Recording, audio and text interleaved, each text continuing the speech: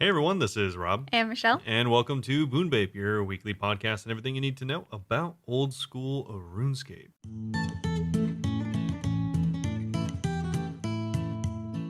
All right, so this week up on the docket, of course, as always, we're going to be starting off with any updates, short or long, we might have for you, including... You look at me like her 45-minute long updates. Yeah, including any drops we may or may not have gotten, as well as any videos or stuff that we just have done this week that we kind of want to talk about. Yeah. I guess this is a podcast at the end of the day. Is it? And then we will go into some actual updates. And of course, as always, there are timestamps, so feel free to skip around. But the update we're starting off with is going to be Forestry, because like we mentioned last week, it was kind of put on hold. So we'll go over what is going to happen going forward with that. And then we'll go right into the actual update for this week, which is the Ruinous Powers beta version 2. So that also took a bit of a hiatus, and now it's back, hopefully better than ever, but we'll take a look and see what they changed to hopefully bring them more in line, because people were not happy last I remember. Oh, yeah, definitely not. And then, of course, as always, we will be ending off with a Q&A. Yep. And if you yourself have a question that you want to pose to us, feel free to get in touch with us through any of our socials that we'll have linked in the description, as well as at the end of the episode, or feel free to join our Discord, which is discord.gg/Bunebape, and feel free to play games with us, ask questions, all the above. Yeah. But before we get into any of this week's updates, Michelle, how's it going? It's going so good. Even as he was leading up to that, I was just sitting here smiling to myself. Yeah, it was really weird. Okay. I have done so much this week, man. So I guess I'll start, just do it in order of the time that's been happening. Don't make faces. He's literally making faces. I'm sorry. I've had a productive week. Wow. First of all, I've had a short or video going out every single day, which is insane. Crazy. That's cool. It's crazy cupcakes. Yeah. I also have almost finished scheduling shorts for the rest of the weekend too, so I'm like so excited. I feel like very productive. Naturally, been sending tons of raids this week. So last week on Friday, we spent a lot of time at Chambers and we got Claws, which was a 21 mil split. Nice. Easy. That's a pretty good rare. Also, I'm not really going to talk about because I feel mildly embarrassed. The bidathon did not go well. And I stopped advertising in a couple hours. Yeah. Yeah, I know someone will ask, so let me just say that. Pretend that never It never even existed. happened, you guys. It never happened. Anyway, That was actually a joke. it was such a sick prank. I totally pranked you all. Anyway, other than that, I think that's all that we got at Chambers this week, but we got a lot of things at TOA, of course. So on Sunday night, we got a back-to-back 2 bodies in a row. Nice. Double body. Double bodies. That was like 30... almost 36 mil total from those body two. to body. Yeah, and they were both Wraith's drop too. Both in Wraith's name, which is kind of cool. And then the next night, we got another back-to-back. And these were both in my name. Wow. Yeah. 2 shadows? I wish. I hadn't gotten a purple in my name in 106 KC. I have it written down here. That's weird. Okay. I know, isn't that so weird? No, it's weird you write it down. So my first one, it was a Fang, which I'm excited about because I'd never gone a Fang before. Nice. Yeah. So that was 4.2 mil each, and somebody said that I could have their part of the drop, so 8 mil for me. A gracious God. I know, right? I think it was Dez. And then in my back-to-back, I got a 5th ring, which is expected at this point. 5 Imagine rings. if there were shadows. I mean, I'm not villain, so I can't imagine. Well, if you were, you'd have twice as many. Right. That was 3 mil for me because there's so many of us we didn't do splits. And then we also saw a ward drop the next day, so last night, in someone else's name. And I was given a lot of grief about how cringe I was being, but I got 1.6 mil out of Wow. Huge. Everyone was being very critical, right? Which I guess is understandable, but like, I'm saving up for a shadow, you know? Yeah. Well, I was saving up for a shadow because after that, I did a duo with Villain, and Villain got his 10th shadow. I got 600 mil split, dude. So I bought a shadow. I actually bought that shadow off of them. It's so funny because like before that raid, I like sold my scythe and stuff and was like, all right, like I'm going to really like save up for shadow. After I sell my scythe, I'm going to sell some more stuff and I'll be like really, really close. And then sold my scythe and then got a shadow it was years later, a couple hours later, and rebought my scythe. So I just got merched a few mil for nothing for that. That's good. Yeah, but now I have like 30 mil cash stack, but I have a shadow, so yay. How much did you sell the scythe for, though? 490 mil. Yeah, I got it for 350. I was like, yeah, you already made 100 mil off of it. Yeah, So. I should say the reason why I sold it is because I bought it for 350, so I got 140 mil off of it. So I guess I didn't really get merged. I mean, you did, just it didn't really matter. Yeah, it did matter.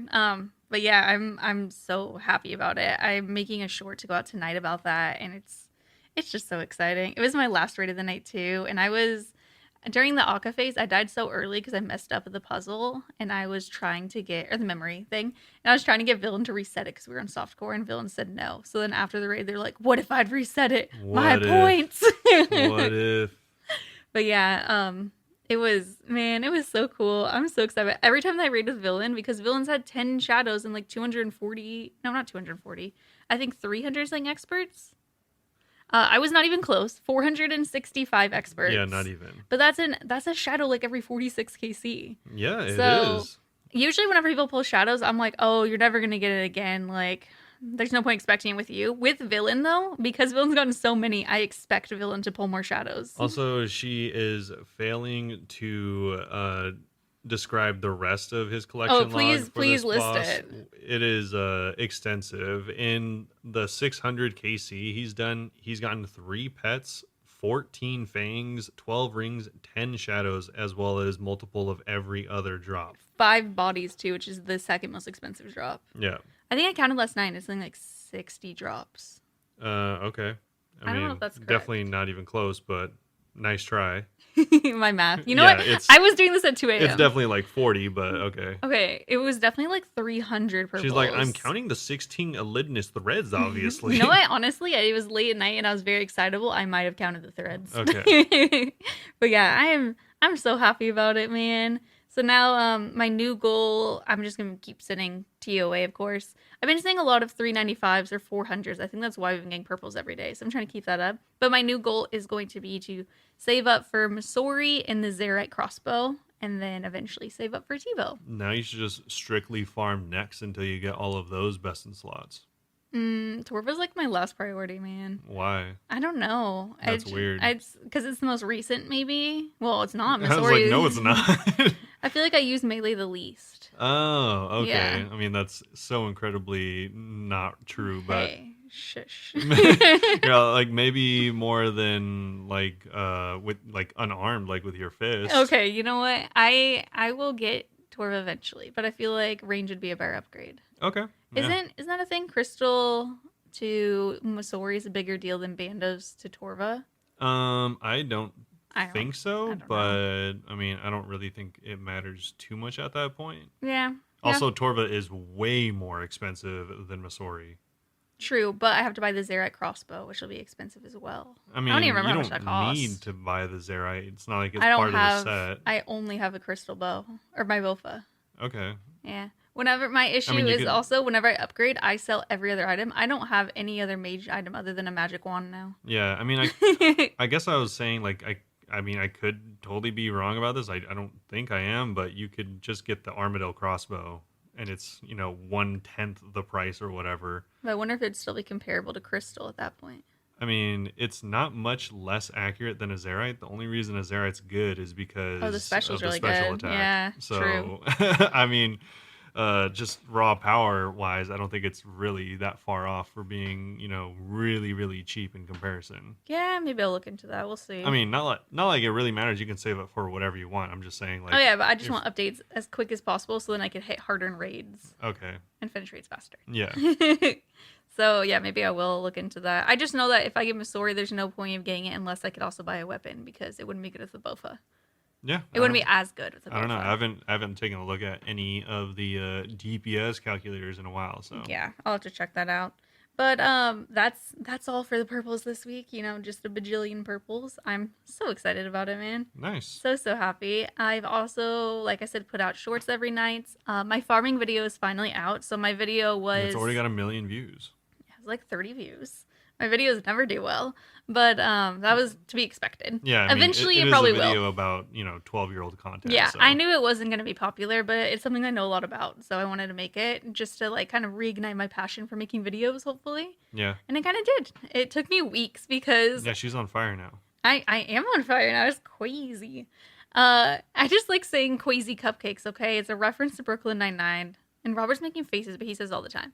Anyway, so I made that. It's just a guide on how to efficiently do farming contracts. So you can check that on our YouTube. And I also made another guide today because I didn't know. I woke up and randomly found out that a new mini quest was out. Spoiler alert. Spoiler alert. We'll talk about it a little bit, but not much later. But there's a new mini quest out, and I made a guide, and it's literally like 2 minutes long because mini quests are super short.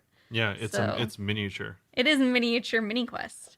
But yeah, go check out that guide. So that means that I had the farming last night, this in the middle of the day, and then I also have a short coming out all within 24 hours. Nice. Yeah, I've been a busy lady. Content. I'm so excited. I've been making content. It feels really exciting. Yeah, that's pretty cool. Yeah. What have you been up to? Not nearly as many raids. Any. Yeah, or any. I still haven't logged on to RuneScape. Actually, that's funny that I say that because I did log on to RuneScape. I logged on and sat in front of Guardians of the Rift for like 20 minutes. Oh, I remember. You're like, I'm going to play. And then you just kind of like watched YouTube while you just sat there. Yeah, because I was like, I don't know what to do. I was really close to going to Motherlode Mine or like... I was going to say you got to sing more AFK if you don't feel like actively doing minigames. Yeah, doing something like that. And then I just turned on Diablo and just did that instead. Have you still been playing Diablo a lot? Not a lot. I mean, well, I guess... Considering I only play video games like an hour a day and it's all spent playing Diablo, I guess considering that, yeah. I meant more than other games. Yeah, he's trying to only play games now when he actively doesn't have anything else that he should be doing. Yeah. To be more responsible. But yeah, so I've been playing some Diablo, which is cool. I'm level like 60 something, 64, 65, something like that. Nice. Not nearly.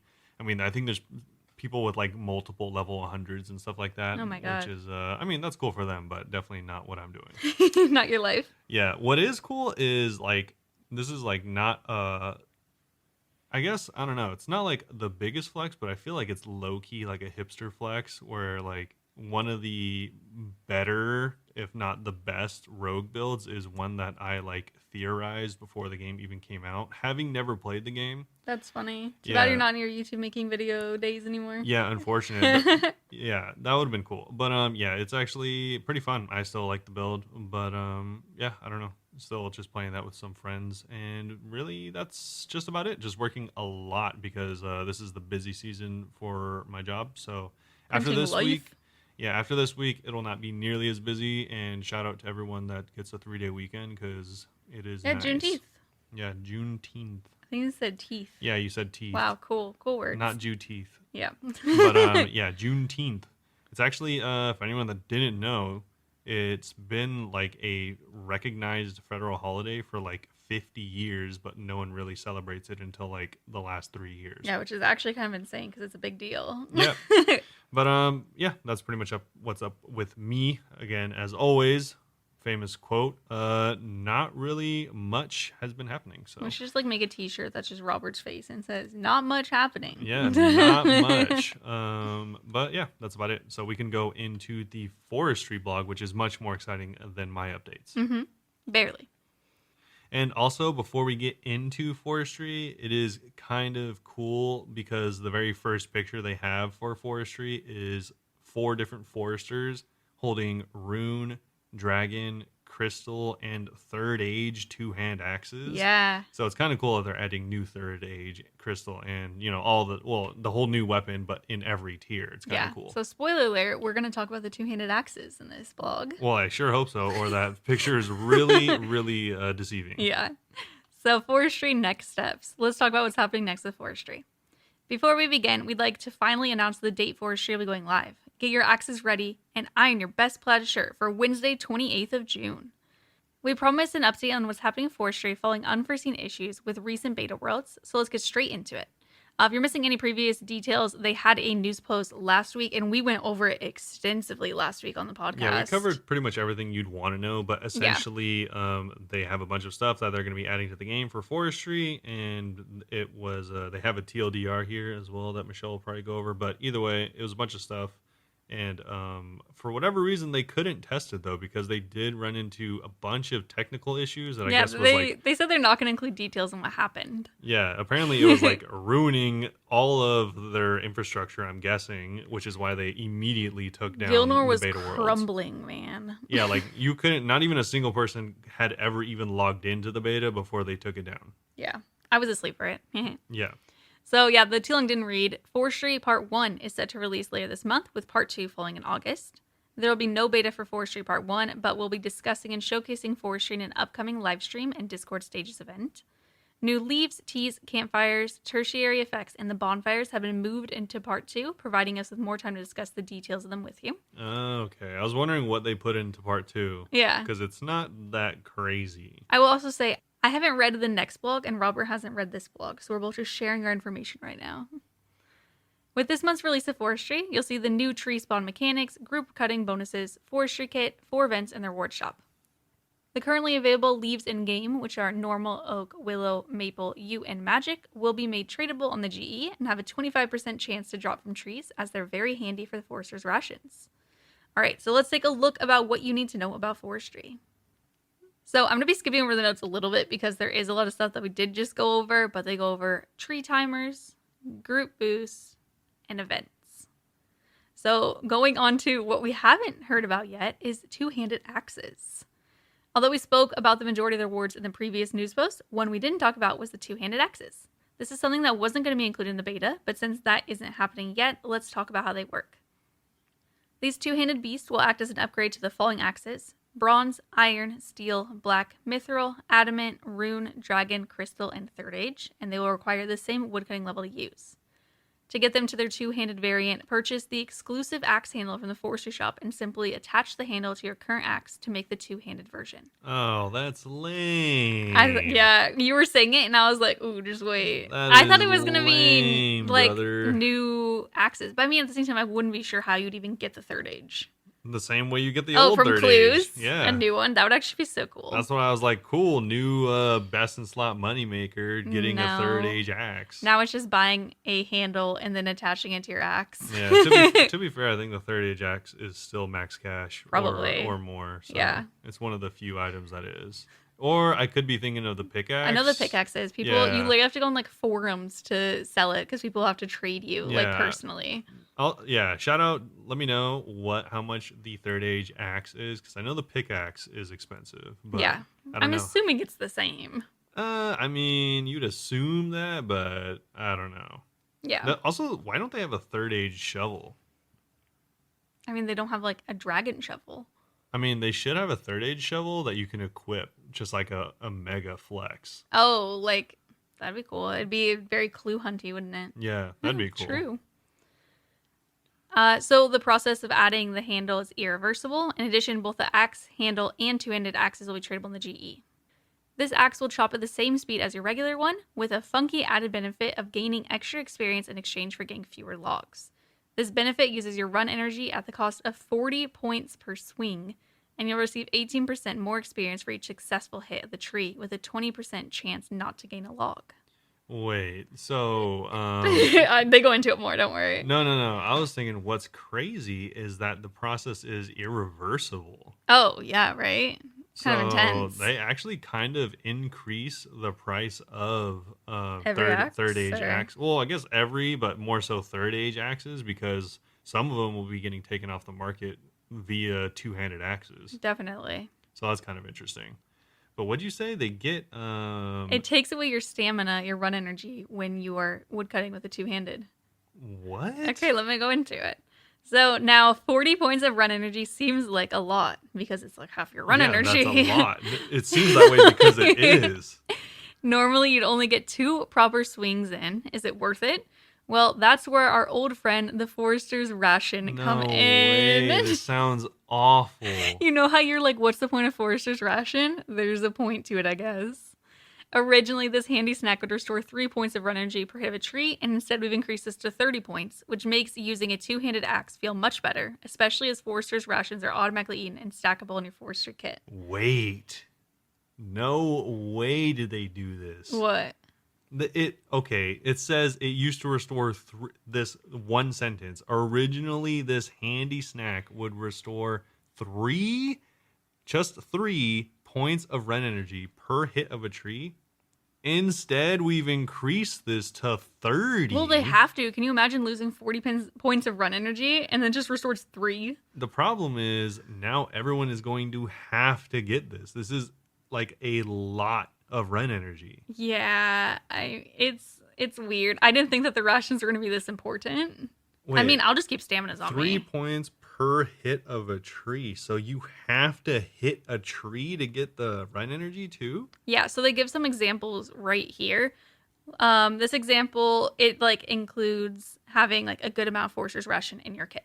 So for the first 7 swings, you'll lose 40 points of energy for each swing, which is more than your full energy, but you will restore 30 with the Forester's ration, which would take you down to 0 energy. You'll then take 2 non-boosted swings, which will get your energy up to 60, and another 3 boosted swings back to 0 run energy. Continue this cycle until the tree is chopped or your inventory is full. Okay. It's I wonder weird. how the math would work out to being like XP You know per what? hour or not. Their explanation reminds me of like those math problems where like 2 trains leave at different times going these speeds. When will they be right next to each other? Yeah, okay. So one thing that we did, I don't know if we skipped over or if I just didn't Process. highlight, but they do say that Forester's rations are automatically eaten Yes. and stackable. Yeah, so you could just have a large stack of them, and they could be in your Forester's kit. Okay, so that makes it way better. I thought this was like their version of a non-AFK wood cutting. So no. like I thought you had to like click eat your food Oh my and God. then like start wood cutting and then like eat again and start wood cutting. No, I think to me it only seems annoying because I have to spend money on rations now. Well, I'm guessing Or if you're iron, you have to don't spend have your to stuff. because this is probably just an increased experience thing for people that want to spend points on rations. Yeah, but I kind of want the fashion scape with the 2-handed. And I do want to get the pet eventually. Yeah, but I mean, you don't have to use it though. True. If it's just for fashionscape. But okay, that doesn't sound as crazy. Again, I do wonder how the XP is going to work out because, yeah, apparently it restores 30, but it also, I don't know. I say a little bit about the XP soon. Okay. Yeah. Before that, though, while various other in-gear store effects will also work, we want to highlight that the reduced energy drain effect from stamina pots won't. Interesting. We estimated that although your resources gathered will be significantly less, it'll be around a maximum of 10% XP per hour when being the most efficient with a bunch of Forester's rations. Okay, so it's 10% better. Mm-hmm. I mean, I guess that's, better. I mean, woodcutting's really slow. More XP is more XP, but also Yeah. yeah. A little bit of an issue people were having last week was about Ultimate Iron players. So they say that they wanted to discuss for this initial release some stuff to do with UIM. We previously said we wanted to poll whether the Freaky Forester should be able to note logs. After reviewing your feedback, we feel this is not the correct path to take, and we will not be pulling or adding this feature. Sure. Yeah, it's like I was saying, a lot of Ultimates did not seem to be into it. Yeah. So they specify that the beauty of the game mode is the problem-solving aspect, especially when it comes to seemingly straightforward actions that regular players can do. Instead, for Ultimate, these become a lot more challenging, which is where a lot of the fun stems from. In terms of logs specifically, there are already plenty of ways to gather noted logs as Ultimate Iron players, aside from the Arctic Pine logs, which we are considering adding to a creature's drop table, like the mammoth. Oh my god, I forgot there was mammoths in this game. Yeah. Wow. They're in the wilderness. I know, I right? love how they look. Yeah. They should be in the frozen area, a woolly mammoth. Yeah, they should be. That'd make more sense. Yeah, that'd be sick. You'll still be able to enjoy all the content other players will, but the journey might take a bit more effort and brainstorming. Cool. Yeah. Yeah, so from what I could tell, you are getting the two-handed axes, the events, as well as whatever leaves are currently in the game. Yeah, as well as the tree spawn mechanics and group cutting bonuses, but everything else will be in part 2. Yeah, okay. So, where the initial plan was to include more detailed explanations for you all, we'd instead like to discuss these ideas in the near future when they're better refined. To clarify some of the biggest parts of your feedback, the bonfire effect would have given approximately 25% XP per hour compared to lighting fires the classic way, and around 50% XP less than Wintertot. This would give you 3 routes to train fire making, all with their own levels of experience and intensity. Yeah, that is really slow. Yeah, That half is as the Wintertot. I mean, that's still like slow. 100k an hour. I mean, no, that's several hundred K an hour, but it's 25% as fast as if you just would light them manually. I mean, Wintertot's half as fast as if you just light it manually too. No, I know. It's just, yeah, it is crazy. low. I mean, It is crazy. no, and no matter how you look at it, it's low.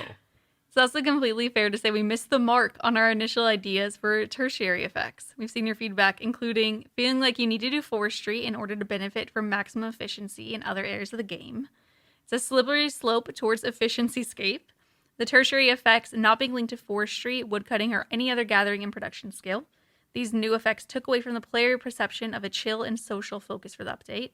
And the effects are seemingly too powerful and out of place for the content. Yeah, absolutely. We talked about it last so week. Weird. They seemed like cool but weird. They were like extra Slayer points and superior, Yeah, better like, clue scrolls. This is stuff you should get from like high level, like Slayer or like high level. Like this is something you get after doing like 500 medium clues or something like that. It's something we talked about a little bit last week. We were just saying like people were concerned that you would have to go and do woodcutting before you even do like PVM. Yeah, it's like, all right, I gotta cut my oak and then my yew and then I could go do my magic, Slayer task. and then I gotta sippy sip this tea and now I can do my treasure trail. It's like, funny. What's going on? Yeah, so they heard the feedback on that. We'll be kicking off our second round of community consultation to further refine the details behind campfires and tea brewing.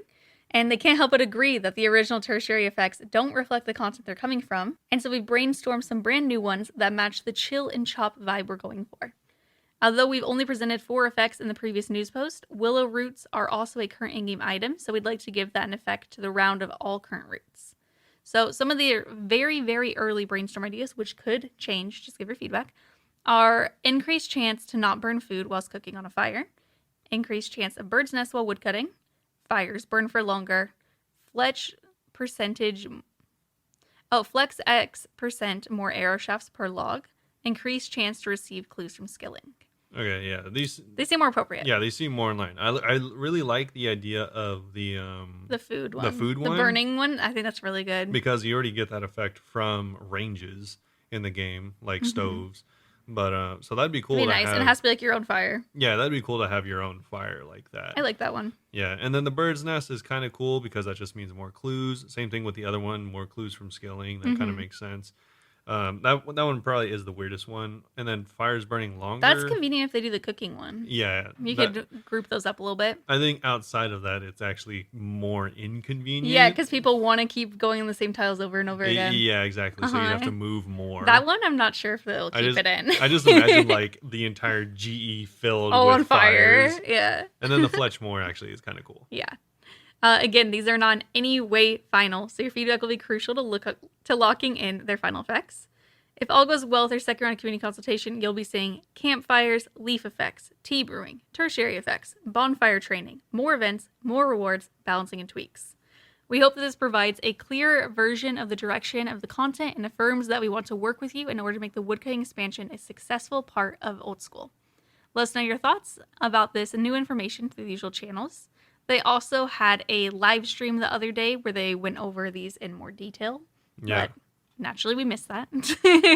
But yeah, that is it for the Forestry vlog. I am so excited. It's going to be here in 2 weeks. Yep. Isn't that crazy? Exactly 14 days from now. Yeah, less when you guys are listening to this, but oh my gosh, I'm super hype about it. Yeah, that's pretty cool. So I like fun. that they redid those things. The rewards. The rewards for sipping tea. So agree.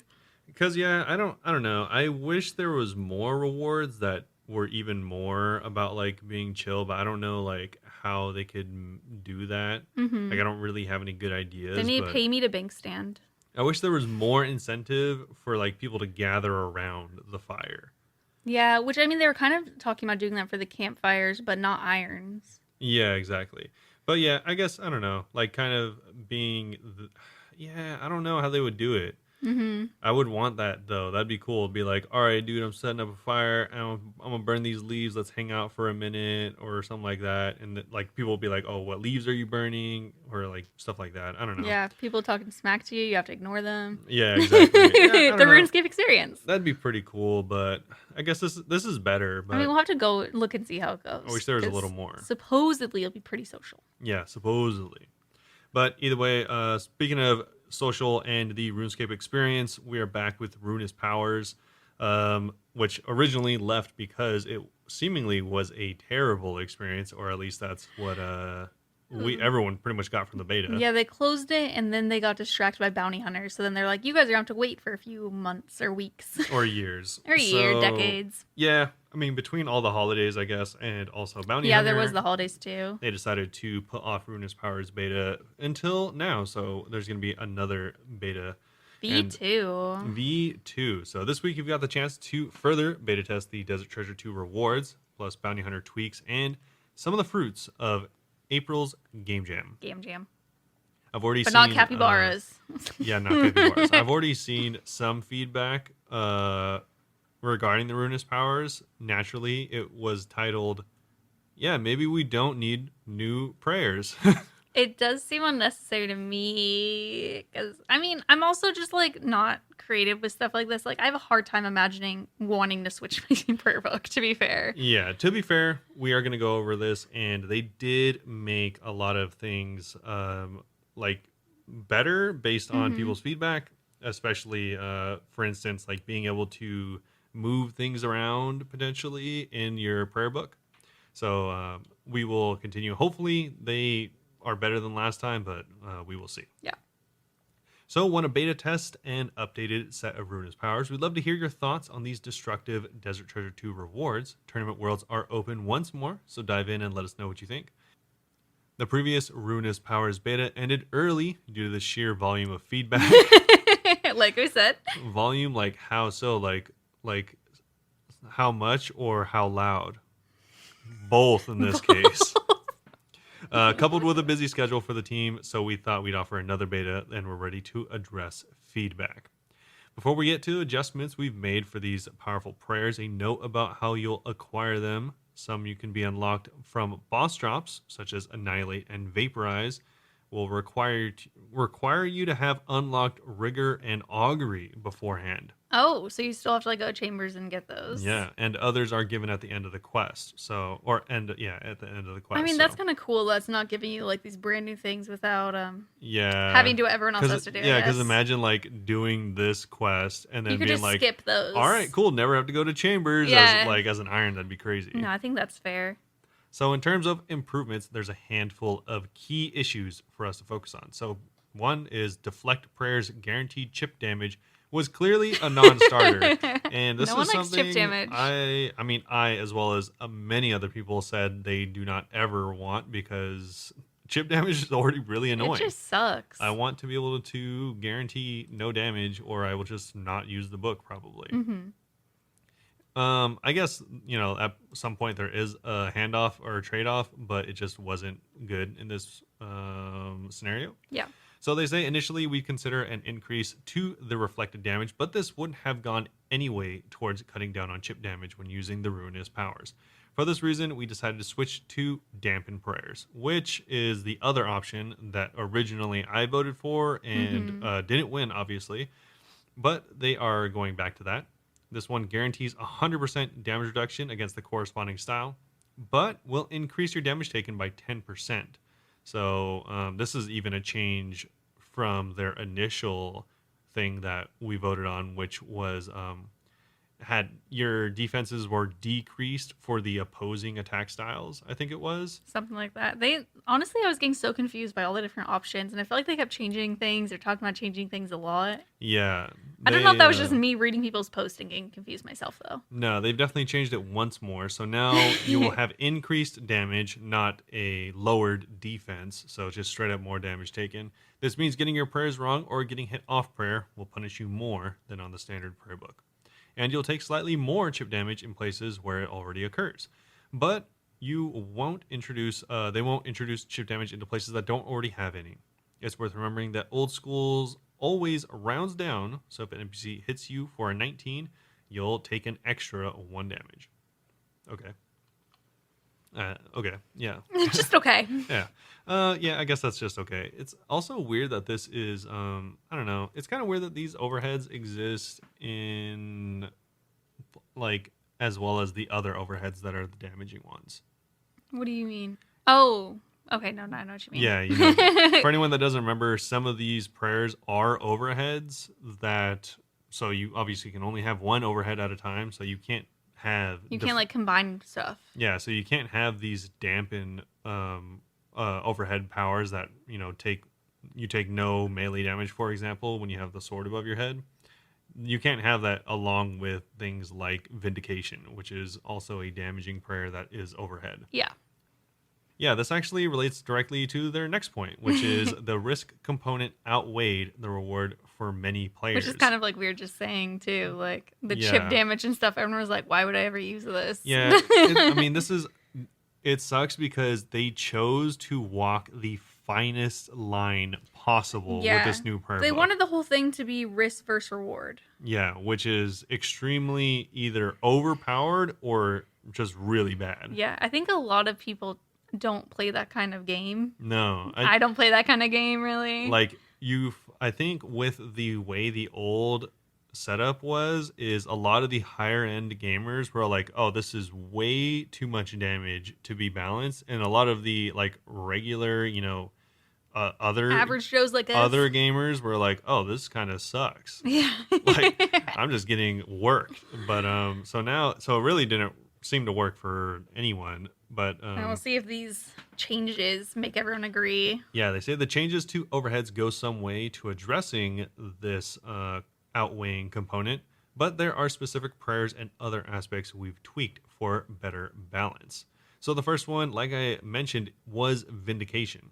It gave you extra damage for triggering its effect at low hit points, which seemed novel on paper, but a lot of players, especially among the skilled PVMers, like I was mentioning, felt it encouraged unhealthy play patterns by incentivizing people to repeatedly force themselves to low HP and proc Vindication. Definitely. To achieve competitive DPS. So, I mean, obviously, it's kind of like if Darox was any better than it already was, then it would just be maybe too incentivizing to be at 1 HP all the time. A little too busted.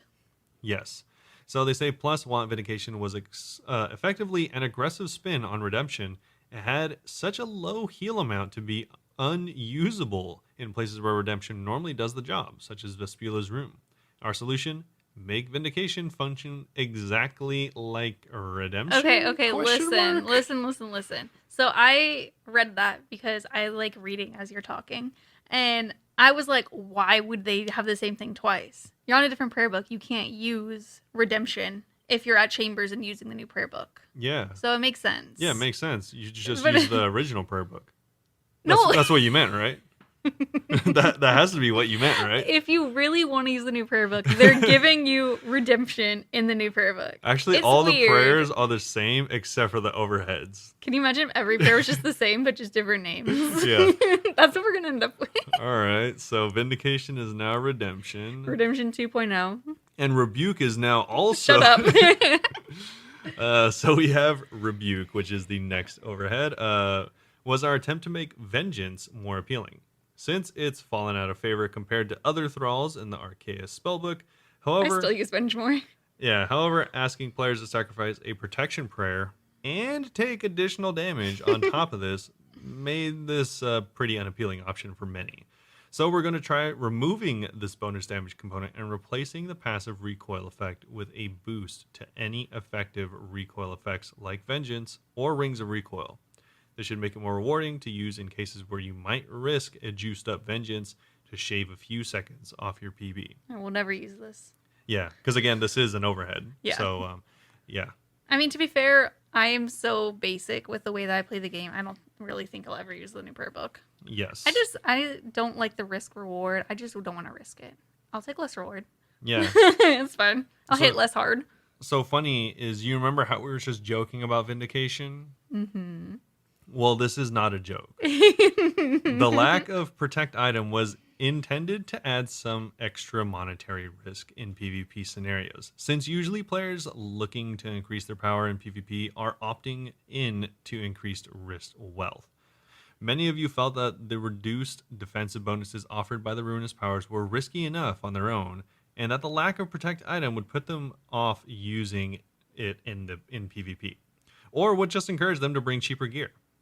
With all that in mind, coupled with the decreased strength bonus offered by the Pinnacle offensive prayers, we've decided we'd better enable protect item on the Ruinous Powers. Robert. So, And then the next one they say, so we've decided we're gonna put protect from melee into the Ruinous Powers as yeah, well. I Protect know. from range, protect from melee.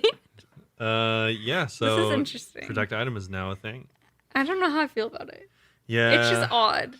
Oh, and you know how I said you were getting confused? Well, Yes, yes. those prayers are what's up next. So Fumus's, Glacies, and Cruor's vow. They just had to name them the most annoying Yeah. things to say quickly when you're telling someone to pray. Well, they didn't feel fun to use or give players much room for decision making. So they switched them with protect from melee. Shut up. All right.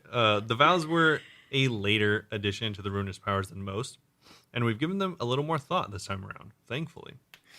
So, Glacie's vow effectively functioned as a passive 2% damage increase while active, with the added side effect of giving some extra RNG to KO potential in PvP, through what are essentially added max hits. With Vaporize making the Ruinous Powers the book of choice for magic users, we decided to rework this as a reliable means of reducing your target's magic level and give you a little extra oomph over time. We're aware this one might need toning down in PvP or outright adjusting, so let us know. I also wish they would say exactly in the patch notes what these new or what these reworked spells do. You have to go try it. They're like, all right, we're just gonna describe it. You better go know what it is. Yeah. Yeah, I mean, they talk about it a little bit, I think, right? they talk about it a little bit. They do have a Ruinous Powers Beta 2.0 changelog. Oh, okay. So if you want to know exactly what they do, then It's very number heavy. yeah, you can go through that. We aren't gonna. This is obviously exactly what I'm asking for. I know that. Yeah, but it'd be a little too number of- heavy. Yeah, very very number heavy. Those don't do well Yeah. on voice recordings. We're asking for so- it too long didn't read.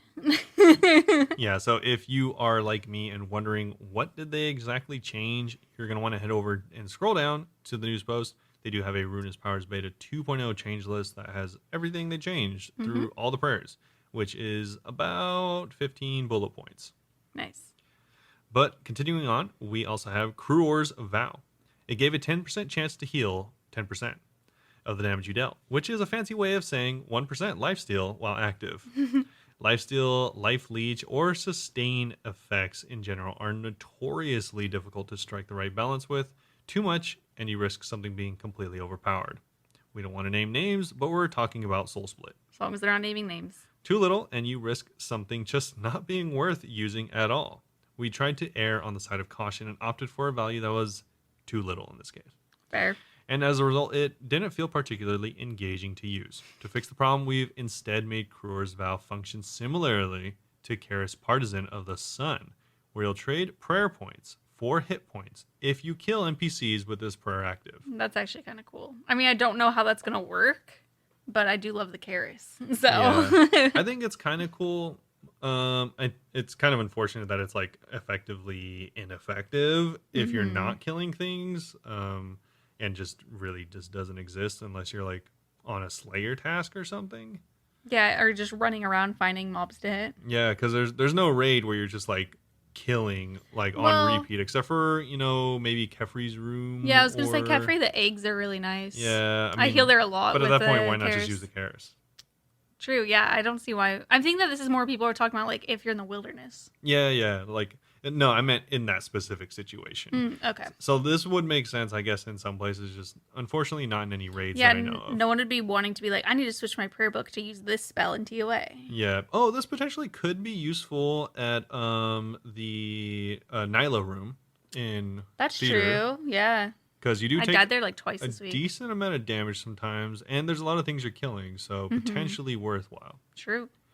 Continuing on, they say to say Fumus's vow wasn't working quite as we intended is an understatement. While we're sure many of you chasing a twisted bow would love to kill every enemy in the tightrope room within 10 ticks, it's probably not for the best. We've touched Fumus's vow up to be a little simpler and effectively boost your damage with poison weapons by dealing a poison hit splat instantly whenever you apply poison of a higher severity than what's already affecting an NPC. So just a little bit more poison damage, I guess. Yeah. A little more bang for your buck. Yeah, I think it was a little too good before. Yeah, I guess technically actually a little less bang for your buck. Yeah. And finally, they say some players shared concerns about max hit creep, particularly in PvP. Who would have thought? We're not looking to dive too deep right now into different types of power increases or increases impact PvP and PvM differently, or how aiming for consistency in all scenarios between both PvM and PvP can make it difficult at times to move both of these areas forward healthily. That being said, there are some valid concerns raised by players surrounding max hits in PvP and increased KO potential. We already have pretty high KO potential with the addition of the Void Waker, so I don't know if we need more. We elected to knock the strength and range strength bonuses on Decimate and Annihilate down a peg and adjust accuracy to compensate. The hope is that the Ruinous Powers still provide the damage potential many of you liked, but arrive at the DPS increase by a more sensible route. Okay, here's a compacted list, and like I said, they do have a full list. Yep, that we will not be going over. We are not going to be going over. Go to the notes. But yeah, so that was just generally their synopsis for and reasoning why they ended up doing all of these notes that we're not going over. Yes. But yeah, overall seems semi more well thought out. And we'll see how it goes. I'm honestly not even going to try it because I feel so not interested in this. But we'll see what people have to say about it after like a week. Yeah. I'm sure they will definitely let us know what they think. Oh, yes. People, like we said, are already letting us know what they think. Always. Next up, they talk about prayer reordering and third-party clients. We had feedback from the initial beta that the new prayers were difficult to get to grips with due to muscle memory. We've changed our guidelines on third-party clients to address this. So back in March, we added prayer filtering to OS, including following an 85% yes vote in poll 78. Many of you feel our implementation didn't quite meet expectations. It was bad. And have suggested improvements. We plan to revisit prayer filtering in the future, but in the meantime, we've granted third-party clients such as RuneLite our blessing to re-enable this functionality. So the best way to play RuneLite keep your account secure is by using the Jagex launcher, which we still haven't used, but go to RuneScape's website to download RuneLite if you need it, because there are a lot of scam websites that'll steal your account. Yeah, I'm still kind of glad I'm not using the RuneLite launcher or the Jagex launcher, because I've seen people do some like sus things, like adding like other accounts to people's account. Oh yeah, so I saw something like that too, because we went over before. If someone if you and your friend share an account for fun and your friend adds it to their Jagex account, you can't log in unless you're on their Jagex account now. Yeah, there's that. So if someone could just effectively keep you from logging in, is the vibe I'm getting. I don't know if this is a way that people are trying to get into accounts, but I've seen people add, I don't know how, you actually don't know how you add accounts to the Jagex launcher, but I've seen people have random accounts added to their launcher. Weird. Yeah. Kind of scary. Yeah. I mean, I don't think it's super sus for the majority of people, but I'm probably just gonna again, I think I said this a long time ago. I'll probably stay away for 6 months and make sure that it's really done. Fair. But it's kind of funny. This is functionality that has been in the game for a really long time that they took out. What, the filtering? Yeah. When was that in the game? Yeah, so that's why they said that they're it was in a plugin. It. Yeah, it was a plugin. Yeah, I didn't know that was a plugin. Otherwise, I might have tried it. So they have a video that's an early work in progress. They were sent of the returning prayer reordering plugin, thanks to Adam and the RuneLite team.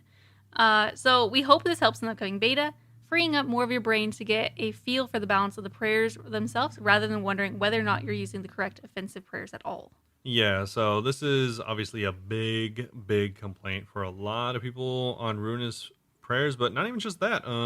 This will be nice for people using the regular prayer book. Yeah, you don't have to reach over as much. Because I know a lot of people did use this, or things like this upcoming, a plugin that you can use to reorder them. And they just had to get rid of it overnight because of the way they updated their terms of use. Yeah. I didn't even know it was the thing, so that's kind of funny. Yeah, so it's nice that they're bringing it back. Also, additionally, reward tweaks. So beyond the Ruinous Powers, we made a couple of reward changes that you'll be able to experiment with in the beta. These are actually pretty big changes. So they made it so that the Virtus Robe no longer provides additional effects to ancient elements. What? Isn't that their whole thing? Yeah, that was the whole thing. Many players felt that the Ancient Scepter upgrades and the Virtus Robes shared a little too much. and in some cases would combine in unhealthy ways, such as repeatedly draining magic levels in PvP interactions when using shadow spells. It's kind of funny to imagine. Also, the magic damage for ancient spells is unchanged and remains at 12% for the full set. So it doesn't change its effect on the damage of ancient spells, simply the additional effects. Okay.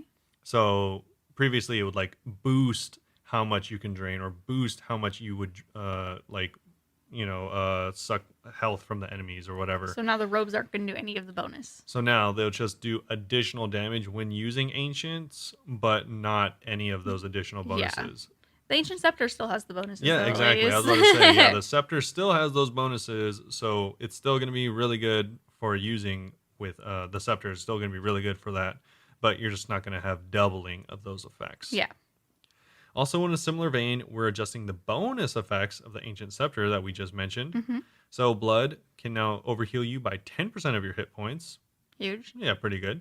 Ice spells gain 10% accuracy on unfrozen freezable targets. So that's pretty nice, I guess, especially for PvP. I will be scared of this in the wilderness. Yeah, shadow spells also drain strength and defense in addition to the target's attack level. Wow. And finally, smoke spells reduce healing received by 20% for 10 ticks, which is 6 seconds, on hit if the target is poisoned. Okay. Yeah, so that's kind of cool that the enemy has to be poisoned. I like the dual effect there. The magic and poison together. Yeah. That's interesting. Kind of interesting. And we also have changes to the never before seen Soul Reaper axe. Hope it looks cool. Hopefully. They made it so that they actually increased the strength bonus from 115 to 121. Dang. So pretty nice. Yeah. And this is actually a really nice change because I think this is one of the main concerns that I saw from a few people is that they made it so the stacking buff, for anyone that doesn't remember how the Soul Reaper axe works, every time you attack, you get a stacking buff of extra accuracy, I think it was. Mm-hmm. And then it drops off if you lose the buff. But they made it so that the buff now lasts 10 ticks, which is 6 seconds. Previously, it was very low. Because there was people, I think they had the buff falling off of them in between Slayer mob kills. Oh, weird. Like, it was very, very short. It was like, I don't know. That's kind of funny. It was like 1 or 2 seconds. Like, it was very low. Yeah. But that's pretty cool. So it's just some quality of life stuff. And that is it for the rewards. And as well as the Ruinous Powers update. Yeah. So there is more of the update that we are going to go over. But, yes. 5 seconds for you guys. And we are back. Hello. So it's been another day, and it is Thursday, 6:15. And luckily we waited another day because there's actually been quite a large happening. Blog, I guess? Yeah. So there's a new sailing blog that actually just released about the new core gameplay. So this is actually something we went over in the past, not the gameplay part, but the part before this. So it's nice to see that they're coming out with fairly regular updates. Pretty soon after, too. So yeah, we're going to be adding that to our docket after this week's updates and before the Q&A. But let's not jump ahead, and we can go back to Bounty Hunter. Yeah, so Bounty Hunter was the next part of this week's update blog. Last week, we added an earning potential system to the creator to add a little extra profit incentive and help newer PKers recoup some losses. While our heart was in the right place, this fell a little flat for many of you. To address this, we've added the ancient statuettes that can be found on the Revenant drop table as RNG drops from bounty crates. While the aim here is to boost the profit incentive a little bit, we're also hoping that it captures some of the excitement that rare drops bring to other areas of OS. Will you get a token 500k? Will you be struggling under the weight of 16 million gold? Or will you even see an emblem at all? Yeah, I do true. love rare drops. It Yeah. is always satisfying. I mean, that is one of the nice parts about revs is that they're pretty consistent money, but also when you get a rare drop, it's pretty nice to get like, a crossbow or, a statuette. Do you get crossbow from Rev Caves? Yeah. Yeah, so the revs do have a chance of dropping the cross, but it's really low. I'm not sure about the Vigoras, maybe that as well, but it's just so low that most people farm the bosses for them. Yeah, I didn't even know that was a thing from Revs. I definitely thought it was a boss thing. Yeah, it's like part of their rare drop table. It's like a mega rare for interesting. like I think the imp is like 1 out of 30,000 off task. Probably. That's pretty sick, though, actually. Yeah. Oh, the imp is actually 1 out of 150,000 on off task. Wow. Don't do it on imps. Yeah, don't do it on imps, or at least do it on task. Additionally, we've increased the quantity of blighted supplies you'll receive when opening a bounty crate, which should help you stay topped up for future fights and hopefully increase the supply of blighted items overall, in the hopes of making PvP a little more affordable when you're starting out. Finally, if you'd like to figure out what your EP value is between fights, just ask one of the corrupted warriors in the lobby area. They might look like fearsome fighters, but they're also monstrous mathematicians with mind-boggling memories. Damn, they really got me with the M's there. Truly. We're still keeping a close eye on all things EP and are keen to make sure we're striking the right balance between incentivizing genuine players while ensuring Bounty Hunter remains healthy for the game as a whole. That's cool. I'm glad at least you can check like what your EP is at instead of just wondering. Yeah, it kind of reminds me of like the timer before whenever you had the penalty and you just had to guess. Yeah, exactly. God, they're adding things like this. Another thing they added, in a slightly related vein, is they added a new dialogue pop-up for the first time you try entering the crater after today's update. So a corrupted warrior will stop you briefly and remind you that there are some rules inside the crater. Those who oversee Damien's crater won't be happy with you if you're found to be selling your soul to other players, aka letting people kill you for money. And it is Damon's crater. What did I say? Damien? Yeah. Whoops. There's no Damien here, unfortunately. You'll be asked to acknowledge that you've read and understand the crater terms of engagement before getting stuck in. After that, you are good to go. There's also some changes to the esoteric emblems. A couple weeks ago, we included a section in the news post where we discussed a handful of proposed changes. One of those being the aforementioned EP system, which we just covered. Within the section, we discussed a slight rework to the way you level emblems and earn bounty hunter points, which went down a treat with many of you, luckily. Those changes shipped today. Until now, you needed to score 9 target kills in a row to secure a tier 10 emblem, which, for anyone that doesn't know, is quite a tall order. Yeah, that's ridiculous. Although you could hand them in sooner, it's not always easy to step back from a winning streak. And losing it all at the last hurdle didn't feel good. With today's game update, we'll be making the following changes. And this is kind of what we talked about last week. Yeah, like they said. But they're finally happening. Yeah, so this is going to make it so it's really no steps back, only steps forward kind of thing. Just as long as you continue fighting and killing enemies in the crater, then you will eventually get to tier 10 if you want to. Just might take forever.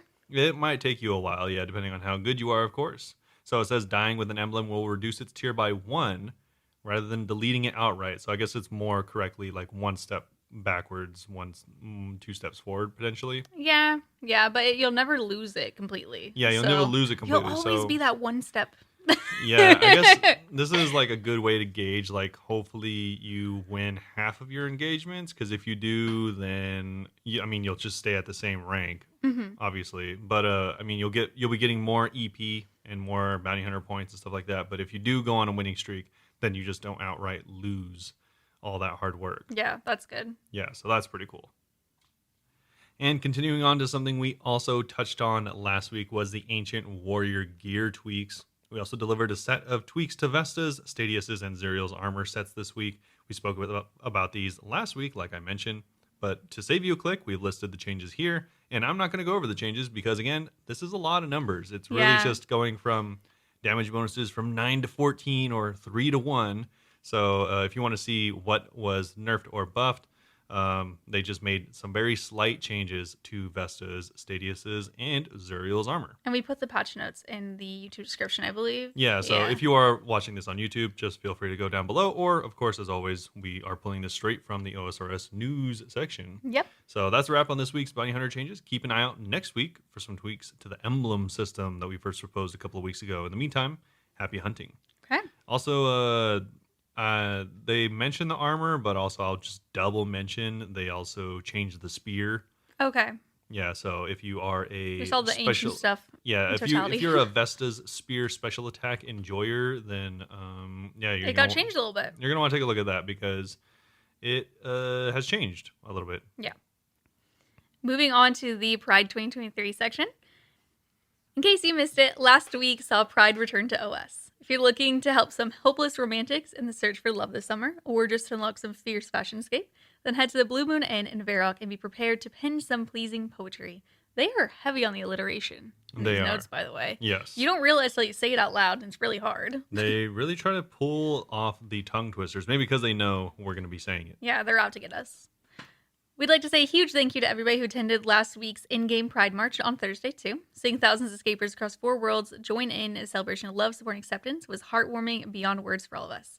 You can check out the VOD for the march by clicking the link in these notes, or you can enjoy a taste of it with a screenshot that they've also posted in the news, and it's just it's so colorful and pretty. Or if you do follow them on Twitch, the VOD's there as well. Yeah, go check it out.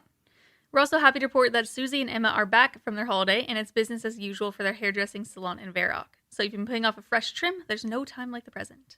Yeah, they took such a hardcore vacation, they removed their entire salon. Yeah, I mean, maybe they have a tiny home that they transport. We've been watching a lot of tiny home house hunters. That's how carriages were actually made back in the day. They were just the OG tiny homes. Yeah, they were just people lived in them. I'd live in one. Okay. Whoever you are, there's a place for you at Gilnor. Happy Pride. Yep, and continuing on to something that's actually kind of exciting is the Gam Jam. So obviously this happened a couple months ago. They held their third old school game jam. We're still looking for the right window to live stream what the team actually worked on, but you can find a top level overview of a lot of the projects in this news post. While some projects focus more on big design ideas, these game jams are also a great way to work on smaller changes. With that in mind, we've got a couple of projects from April's game jam. They're launching this week, actually. Yep. These are the updates. Yeah, these are the updates. Kind of exciting, I guess. So one that I think pretty much everyone in the game that's been playing long enough is welcoming because I don't know about you, but I like certain songs, not all of them. Just continue. Yeah. You already know what I hate. Also, on top of that, I don't like listening to one track over and over again. Thank you.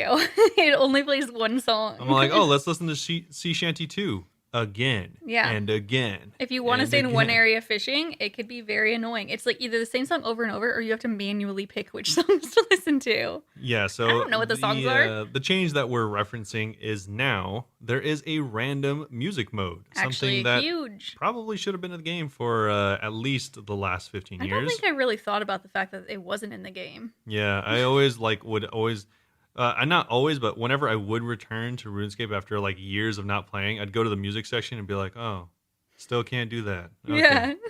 But so now feel free to hit the random button in your music tab so you can shuffle through to your heart's content. Additionally to that, we have the World Switcher filters and search. It's nice because today's update, seeing a lot of extra functionality added to the game, including the World Switcher menu, the one that you access via the logout panel for anyone that is confused. It's not in the RuneLite plugin that I use. Yes. You'll notice a neat cog at the top left of the switcher interface, which will open up a configuration menu when clicked. The configuration menu shows the world list as it appears in the World Switcher panel, but provides 5 buttons at the top for you to customize your world list. So, yeah, from the buttons left to right, there are the filter by membership status, by country, by mode. You can search. This lets you filter displayed worlds. I just searched Guardians for the Rift, and it just shows a list of all the worlds. Yeah, it's actually super handy. Yeah, this is actually a really nice function, and also reset, of course. Uh-huh. But yeah, it's pretty cool. You can filter by name. I think it's nice. All the free-to-play worlds, you can filter them out if you're just hopping between all the members' worlds. Maybe you're buying a bunch of seeds as an Iron Man or something like that. Yeah. You can go through all the free-to-play and all the pay-to-play worlds for that. Or, anything you might need. If you're just looking up beta worlds, you can type in beta, everything in between. Perfect. So, pretty cool. Great functionality. It's also great because, I don't know if you said this, I was messing with the settings looking at myself whenever you're saying it. It now specifies which U.S. worlds are East and West Coast. Yes. Actually huge. That is something that I don't think They don't specify exactly, but there's pictures. They actually do specify, but it's in a weird italics thing, so I kind of skipped over it. It says you might notice some arrows on the U.S. flags. We're not looking to redesign the stars and stripes. We thought it'd be beneficial for players to easily tell which worlds are East and West. We've been seeing a lot of memes about it because the West one is an arrow pointing to the left that's blue, and then the red. Yeah, people are just joking about they're separating the Democrats and the Republicans in game. It's almost like they did that on accident. For anyone that is foreign, that is pretty accurate for the parties that are occupied. East Coast, not really. The coasts are chill Yeah, in sure, general. sure. The big cities are chill. Yeah.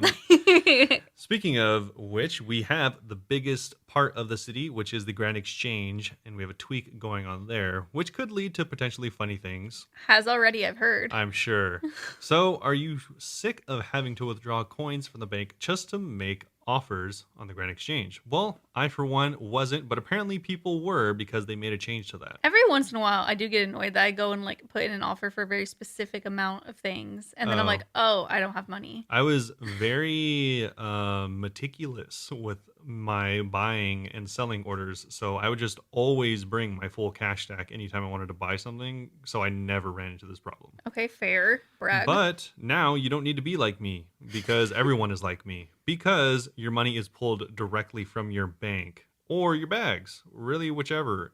Anywhere your GP is, you can pull it from it as long as it's in the bank or your bags. So not anywhere, just those two places. Yeah. So that's also a little bit scary though, because if you don't know that and you put in an offer for an insane amount. Yeah. So Whoops. if you're not a banking enthusiast, as it were, like myself, then you might not know that this is in effect, and you could essentially just accidentally buy 7,000 Abbey daggers or something like that. Mm-hmm. Obviously, the buy limits still happen, so you wouldn't actually spend all that money, but you could put in an order for that much if you wanted to. Yeah.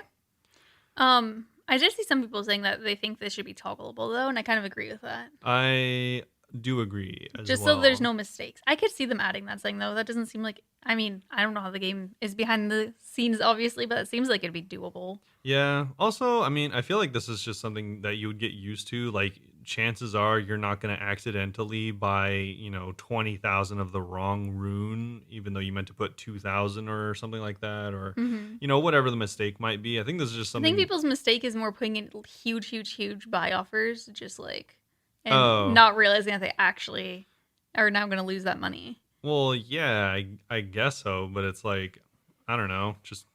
It's a very specific problem. Yeah, I guess that's like kind of like a weird problem. Like, I've seen people like say like, oh, what if I just put in a 200 mil buy offer instead of a 2 or 20 mil buy offer? Okay, yeah, like that would suck. It's like, yeah, I guess that could happen, but also just, I mean, double check your screen. If you're buying something for 200 mil, maybe just Classic victim blaming check Rob. that there's actually 200 mil. I mean, they show the commas and everything, so pretty, I don't know. I mean, I can see the problem. It should be toggleable, but also I think it's kind of like a 1 or 2 time thing. People will get used to it, I'm sure. Yeah. And to finish off these changes, we have some changes to the mobile TLI. Previously mentioned we wanted to run a beta for the mobile TLI rework and had planned to discuss it in more detail this month. Unfortunately, yet again, the issues we faced regarding the Forestry beta earlier this month, they ran into some problems. So they are going to commit to getting you a beta for the TLI rework, but it'll be eventually. It'll be to be determined. Yes. There are some other changes this week. So an in-game message is now displayed to clarify when Abyssal Lanterns grant extra rune during rune crafting. It can be blocked by the spammy message filter. Fix an issue where players could gain temporary invisibility while stationary via the League's 3 home tele animation. Yeah. For anyone that doesn't remember, that's the one where you sit down. Yeah, it's the one I still use. Yeah, the one where you sit down and put down the little runes. Your little stones. Yeah. Some grammar has been corrected in the combat achievements menu. The banker outside Nexus Chamber now stands still for your convenience.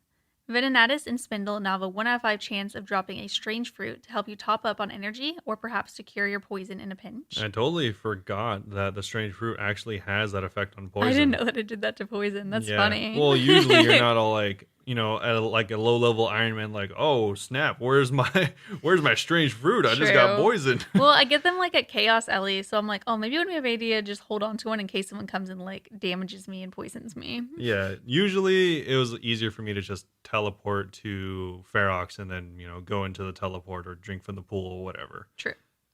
You can now. This one is actually huge. Weirdly. Yeah, this is actually really nice. I really like this one. You can now slash through ropes as long as you have a suitably slashy weapon in your inventory. You don't need to equip one beforehand. But yeah, so it's nice so you don't have to like drop whatever items you're like wearing just to like pull out your slash weapon, because I mean, I don't run into that problem a lot, but it has happened and it is annoying. I always was like kind of confused whether or not you had to hold it. So this is confirmation to me because, I mean, thinking back, definitely I realized that it doesn't always work. Because I always bring my wilderness sword because it's guaranteed to slash through if you finish even like the easy, I believe, of the Wilderness Diaries. Yeah. And like one example is like going to Sarachnis not too long ago. Like I was actually, yeah, You're I was thinking Sarachnis actually too? about to say that. I was thinking of the wilderness one, but then I was like, wait, I would bring the bludgeon. Sarachnis, because you have to go through multiple. Yeah, And it's annoying. It's like you bring your slashing weapon, but the bludgeon doesn't slash for Yeah. whatever reason. Like for me, I would bring the scythe, but then sometimes it just like wouldn't work because I wasn't holding the wilderness sword. And I guess that's why I always got confused, was because I was always actively slashing it. I just wasn't always getting through. Yeah. So a lot of times I feel like my wilderness sword just sat in my inventory for no reason. Yeah, probably. So now it's going to have a use. Yeah, so that's pretty cool. They also said that wearing bunny legs while wielding a love crossbow no longer looks quite so dubious. I'm assuming it looked a little sussy. Probably a little phallic. No, a little in nature. sussy, A little okay? That's what we sussy. say here. I didn't see what it looked like, though. Can't confirm. Free-to-play players will now be able to sell members' items on the GE in case you're trying to scrape together enough for another bond. This is That's nice. huge, right? I Yeah. have had people... You never know if someone's trying to scam you or not. They're like, oh, can I have a bond? Like, I can't sell any of my stuff, and I can't bond up to, like, have access. That is such a unique problem. I've actually had that happen multiple times where people have requested me to buy a bond for them for that reason. Yeah. It's awkward because I have to say no because I'm like, unless I know them really well. I'm Yeah, like, this- oh, it's kind of weird. Well, I mean, this exact actual situation has happened to me where it's like I lose membership and then I come back and I have like, 100 and 200, 300 mil worth of gear, but I can't sell any of it to get a bond. Yeah. So it's like, all right, I guess I'll just go do a low level moneymaker. Literally, you have to. Yeah. It's weird. Or just pay, the $12. Well, yeah.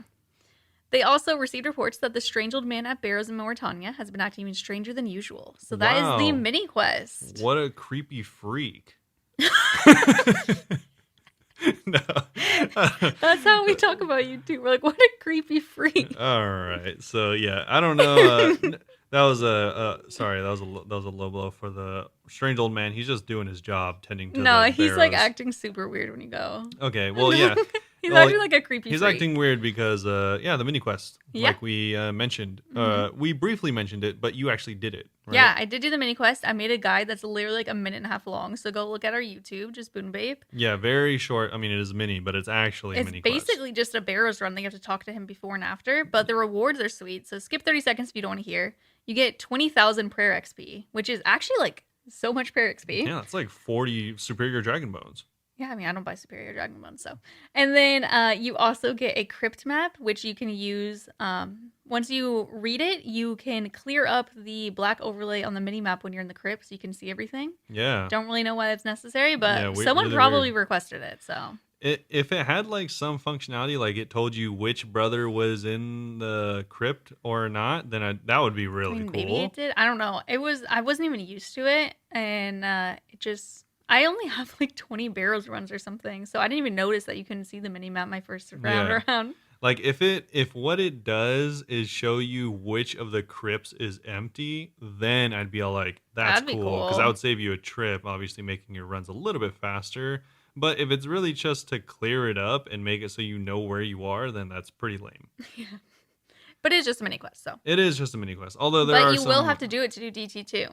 That is weird, but that I guess kind of makes no sense. But You haven't done it. There's lore reasons. oh, Lord reasons. Yeah, there's lords. All right. Also, along with that, there is another crack the clue. Wow. Huge. Wow! Whoa! This is the final No, hint. it said it might prove to be the final hint. People are getting close, you guys. No way. People are getting dude. close. I'm gonna miss these. This actually might be the final hint. This Whoa, crack remember the clue, Morse code one like 2 weeks ago? Someone Yeah. actually understood that. There are people that have children younger than crack the clue. That is Actually, yeah. wild. Yeah, Like, babies. yeah, not even No, like they're like high schoolers. yeah, exactly. They have PhDs at this point. But yeah, besides that, there's the Zerker loadouts for PvP Arena. And Yep. that's about it for this week's update. But like we said, there's still plenty to go over Yes. because we are about to jump into sailing. Yeah, so adding a new skill, sailing core gameplay. We're on to the next stage of our sailing refinement journey, core gameplay. So this is the next step in the sailing refinement topic, and it's another really important one. Now that we've learned how navigation will work, we can move on to the systems and gameplay loops that will form the bulk of our new skill. So let's dive in. Oh, get it? Because boats dive. Oh, yeah, I forgot. Yeah. You also, forget that. I don't have a boat, so. There is a small how sailing gameplay works video that they actually did release. I did not watch it, to be honest. The mods did a pretty good job. I saw a little bit of it, not enough to tell you whether it's good or not, but I saw a little bit of it, so it looks like it was decently well done.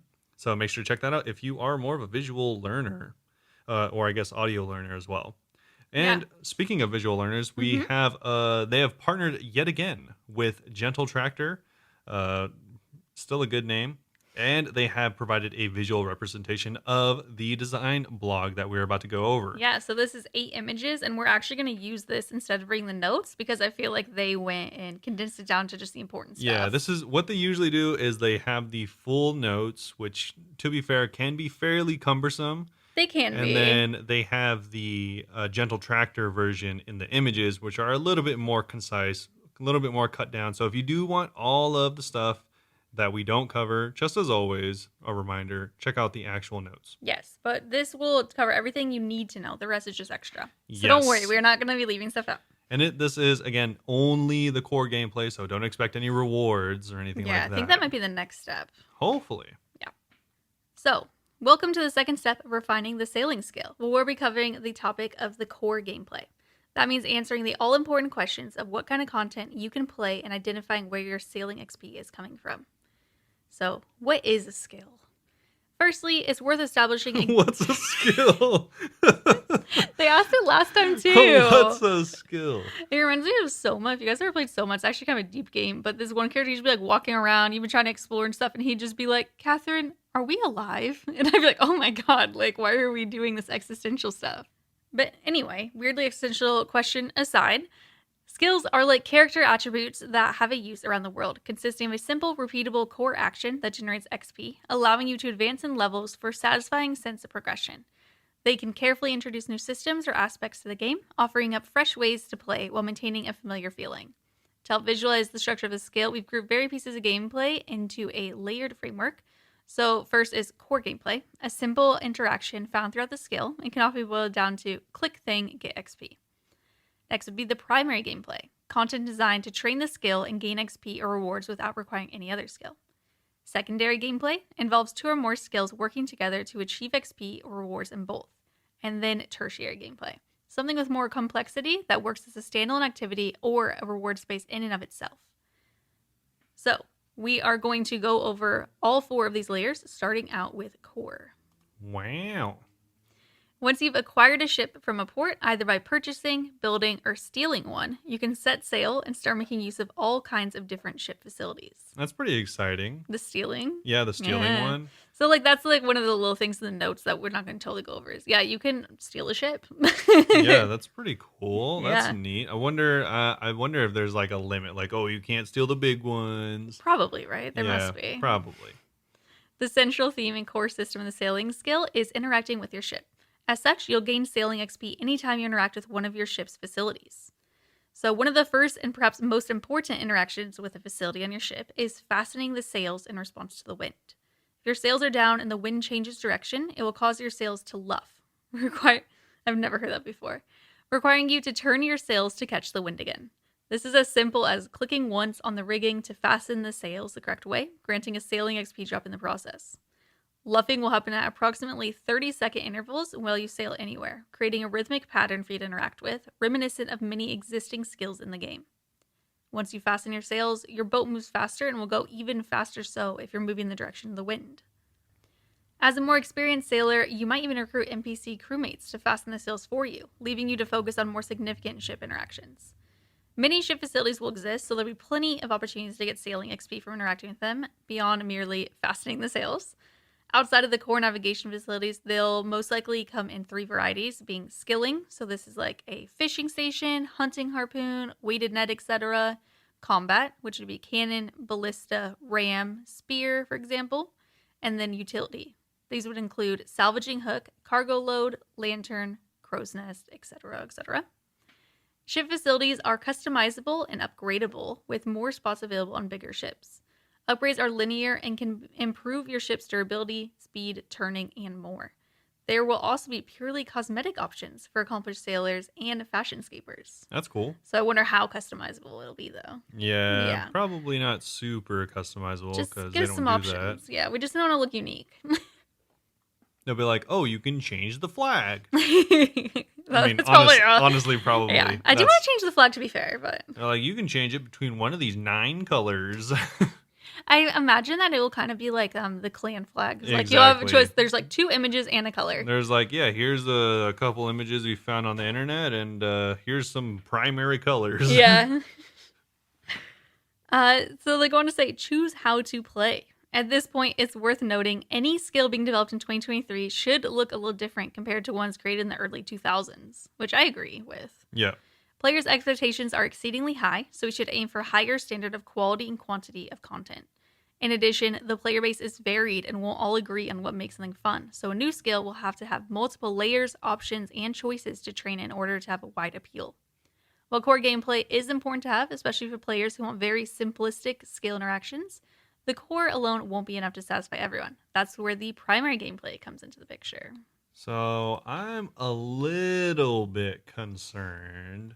I mean, because the core is just clicking like fastening sails. Okay, yeah. So that is my concern. Okay, to be fair, that they said that there will be other like core things. But the fact that their example is just fastening a sail is like.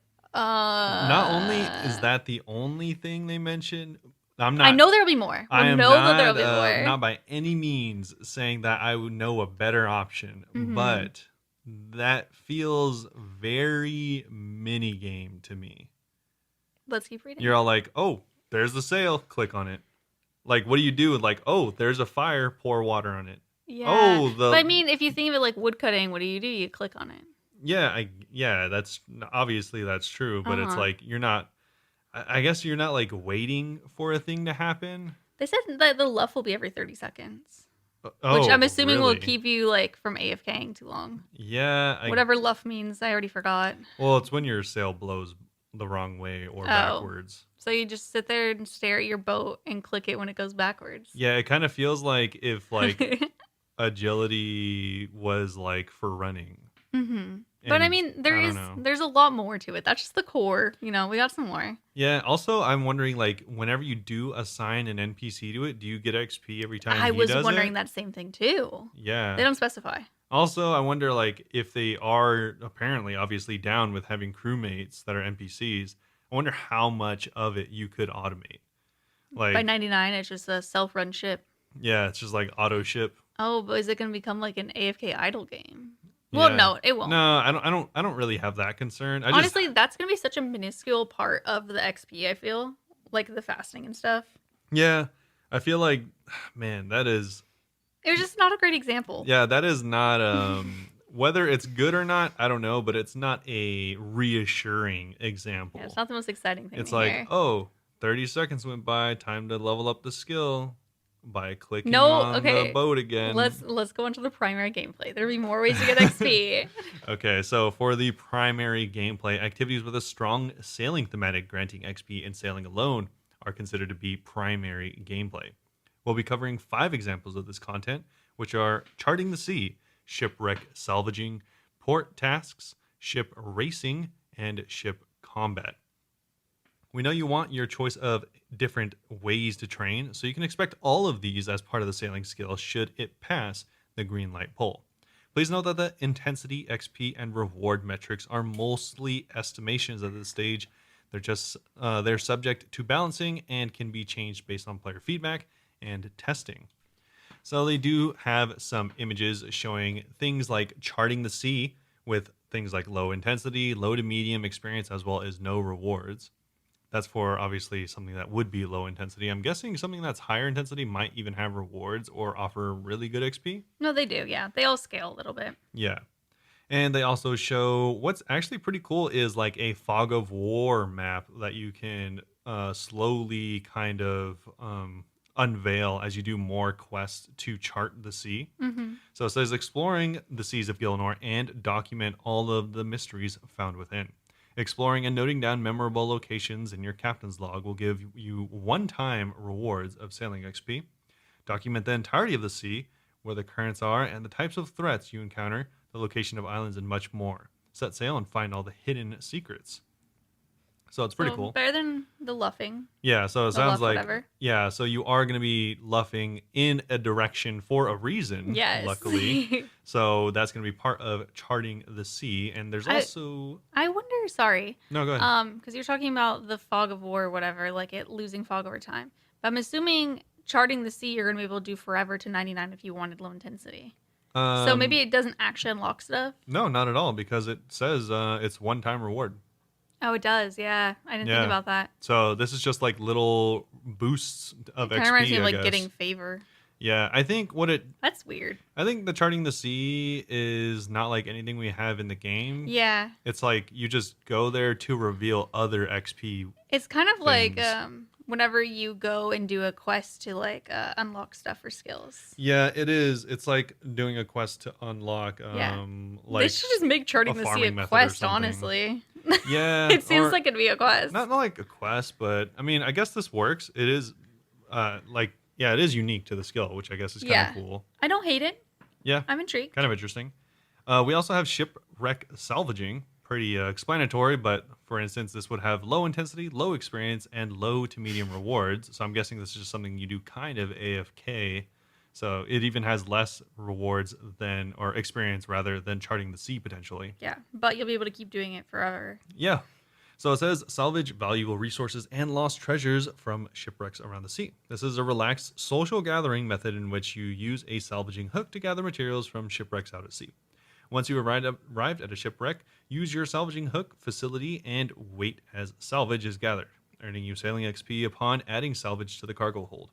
Salvage itself is a new resource that can be identified into specific materials back at port. Kind of reminds me of identifying the stuff at the museum for Definitely. Slayer XP. Oh, totally. While multiple shipwrecks can be randomly found at sea, players seeking direction to one can also pick up rumors at port about ships that never reach their destination. It reminds me a bit about they're talking to Game Jam about making NPCs at bars, like actually like no rumors about quests. Yeah, that'd be cool. Like that too. Yeah, because then it's like, oh, I really want to do this ultra AFK trash XP thing to level my ship or sailing. So let me just go to the bar real quick. Yeah, let's see if anything's going on. Yeah, that'd be kind of cool. Next up, we have port tasks. So this one actually can be low to medium intensity with low to high experience, and even low to medium rewards. So this is actually kind of getting into the actual gameplay now. This sounds the most interesting to me personally. Yeah, I agree so far. It says port tasks. Assist NPCs at port by delivering goods, protecting trade routes, and locating lost shipments and more. To begin, check out the task board at any port. You get to choose from a huge variety of tasks with a multitude of different requirements. Completing a task will earn you some sailing XP, and there will be plenty of opportunities to earn more XP during the task. You'll get all kinds of tasks to pick from, and utilizing different ship facilities, including courier, protection, and investigation. Courier is to fill up your cargo and transport it. Protection is to ready the guns and prepare to combat and save ships in danger, potentially. And investigation, lastly, is to track down lost ships and recover what you can with the salvaging hook. So it kind of goes hand in hand with the last one. Yeah, right. Kind of like what they said, you get to potentially get more XP while doing things that get you XP. So it's kind of like multiple XP. Yeah, and it does scale up as you level up your scaling. So it'll be more rewarding later on. Yeah, so if you have high sailing and you get a high level port task, then potentially better XP. Yeah, better XP as you get higher level, which does make sense. And next up, we have something that all you teriyaki boys might be interested in, which is ship racing. So ship racing is medium to high intensity. Ooh, watch out. Also, I like the little crab. Also, the experience is medium to high as well with low rewards. So this is something that seems like a very active skill, which can potentially be some of the better XP rates. Mm-hmm. But maybe high skill ceiling, maybe not. Who knows? It depends, I guess, on how intense they do make it. Yes. So this one, you're going to blast, dodge, ram, and weave your way through the most perilous of ocean routes in an action-packed race against the waves to prove your status as a legendary captain. Finishing a race alone or against others will award sailing XP. It's nice that you don't have to wait for others. Mm-hmm. And also with a certain win condition offering even greater rewards, from unique shipbuilding materials to specialized facilities, or even a map leading to undiscovered parts of the sea. Ooh. So that's kind of cool. The Barracudas is a faction of thrill-seeking sailors. Not actual Barracudas, but actual people. A gang of barracudas. A gang. A gaggle, if you were. So they have set up a series of dangerous challenges around the sea, serving as the ultimate test of your navigation skills. Races involve more than just clicking around the same It will spots. not be agility running in a circle. Thankfully. They'll feature all kinds of ocean hazards, so you'll need to be prepared for anything, be it blasting rocks with your cannon or carefully moving an undersea obstacle with your salvaging hook. There will be multiple routes across the world, starting simple but getting more complex. As you gain selling levels, the starting line for each will always be in the same place. However, the contents of the route changes each time you visit. That's cool. Yeah, that one sounds fun too. Yeah, it's cool that it's different each time. But again, this one does sound a little mini-gamey. It does sound kind of mini-gamey. Because it's like, oh, this came up, hit this. This came up, hit this. Like, it seems a little, I don't know about mini-gamey. It seems a little too formulaic. I can for see me. that.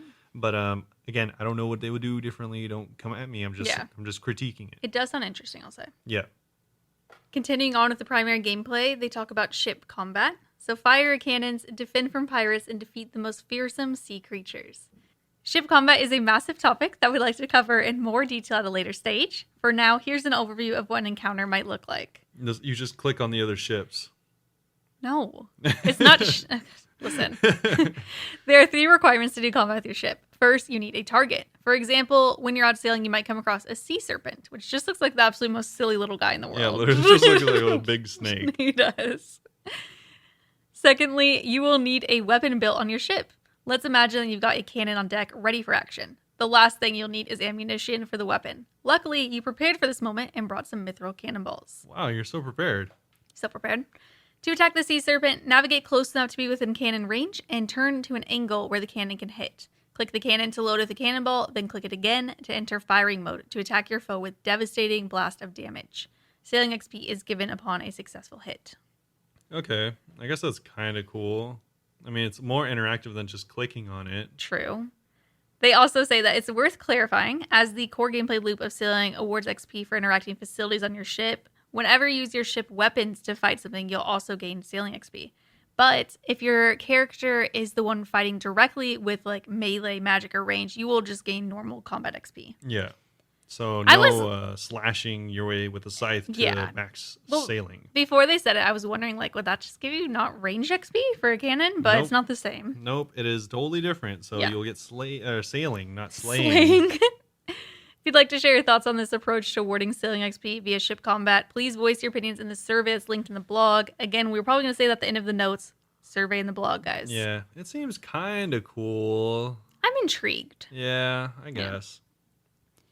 So, secondary gameplay. Activities at sea that involve other skills are considered to be secondary gameplay.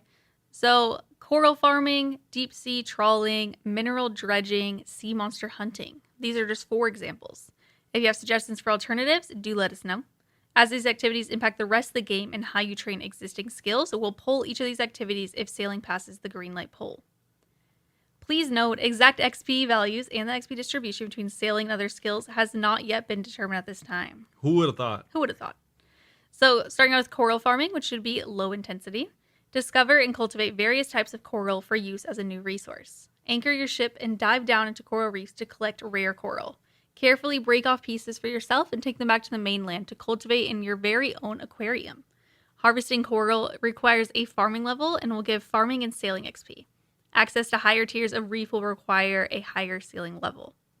An aquarium is an idea for a new farming method. It would work like a farming patch where a piece of coral grows in a dedicated location. What coral does is something we're also keeping open-ended, as we'd love to hear suggestions for possible herblore, fletching, and crafting interactions. That's kind of cool. It'd be nice to have a new crafting one so people weren't doing glass blowing forever. I mean, they're still going to because it's easy to get a million of that. True. But some alternatives. Yeah, maybe some. I'm obviously down with a farming version because probably a new plot for me to have a Tangaroot chance at. Yeah, sure. Deep sea trawling, this would be low to medium intensity. Ready to fish, utilize your ship to haul much larger catches than you can on land. Locate a shoal of fish, deploy your trawler net, then follow the shoal as it moves. Once caught, the net is reeled in and fish can be stored in a chilled cargo hold, awarding you fishing and sailing XP. Upgrading your trawler net allows for both more and rarer fish to be caught. Do note that this is not intended to replace existing fishing methods, as we will introduce new fish with the sailing skill. Wow. So you have to go fishing while No, sailing. no, no. No, they said they have new fish. No, I think that the new fish is gonna be like everywhere. Is my impression. They said you don't have to. Oh, my impression is that they're saying that this isn't the new go-to fishing spot, but it's going to be required because it's going to be new fish. I don't know. We both understood this in different ways. Yeah. I mean, yeah, let's see. Also, they have mineral dredging. This is going to be medium intensity. Utilize your ship to dredge for precious minerals and resources on the seabed. Use an enchanted metal detector to locate mineral-rich areas of the seabed where you can deploy a dredging net to gather valuable ores, metallic items from the sea floor, awarding you mining and sailing. Higher-level dredging nets can reach deeper parts of the sea and allow you to dredge up larger quantities. Just like with deep-sea trawling, mineral dredging will not replace existing training methods for mining. But it might. Stop it. I mean, but It'd probably be like Volcano levels, like 12,000 XP an hour. Oh, hopefully Actually, not. Volcano's less. Yeah, Volcano's that's literally like awful. 1,000. It's like 8,000, or it's like 8 or 5,000 rune crafting per hour or something like that. It's like so low. But speaking of something that is not low, we have the sea monster hunting. So this is probably what I think everyone imagined sailing would be entirely based around. So this is kind of exciting. It's going to be high intensity, as you can imagine. Hunt down dangerous creatures of the sea and slay them for me fame and fortune. Sea monster hunting. Are we Irish? Is that a pirate? No, we're pirates. Uh-huh. Well, I am Irish as well. Okay, so I guess you're right. Yeah, I guess. Yeah. You seem foolish. Sea monster hunting involves an elaborate hunting process in the deepest and most dangerous part of the ocean. Study a creature's weakness, find its location, and lure it to the surface to take down in ship-based combat. Upgrading a ship will help you defeat the creature, granting you unique rewards and resources, as well as awarding Hunter, Slayer, and Sailing XP. Nice. Please note there's still scope to do lower intensity Slayer at sea. A number of new unique Slayer tasks will be available at sea or on islands. So this isn't the only version of Slayer. Yes. You'll notice that many of the activities require specific facilities on your ship in order to interact with them. Customizing your ship to have the perfect tool for the job will be an important part of sailing. So it seems like maybe you might want to like change up your ship every time you go out sailing for a specific thing. You think so?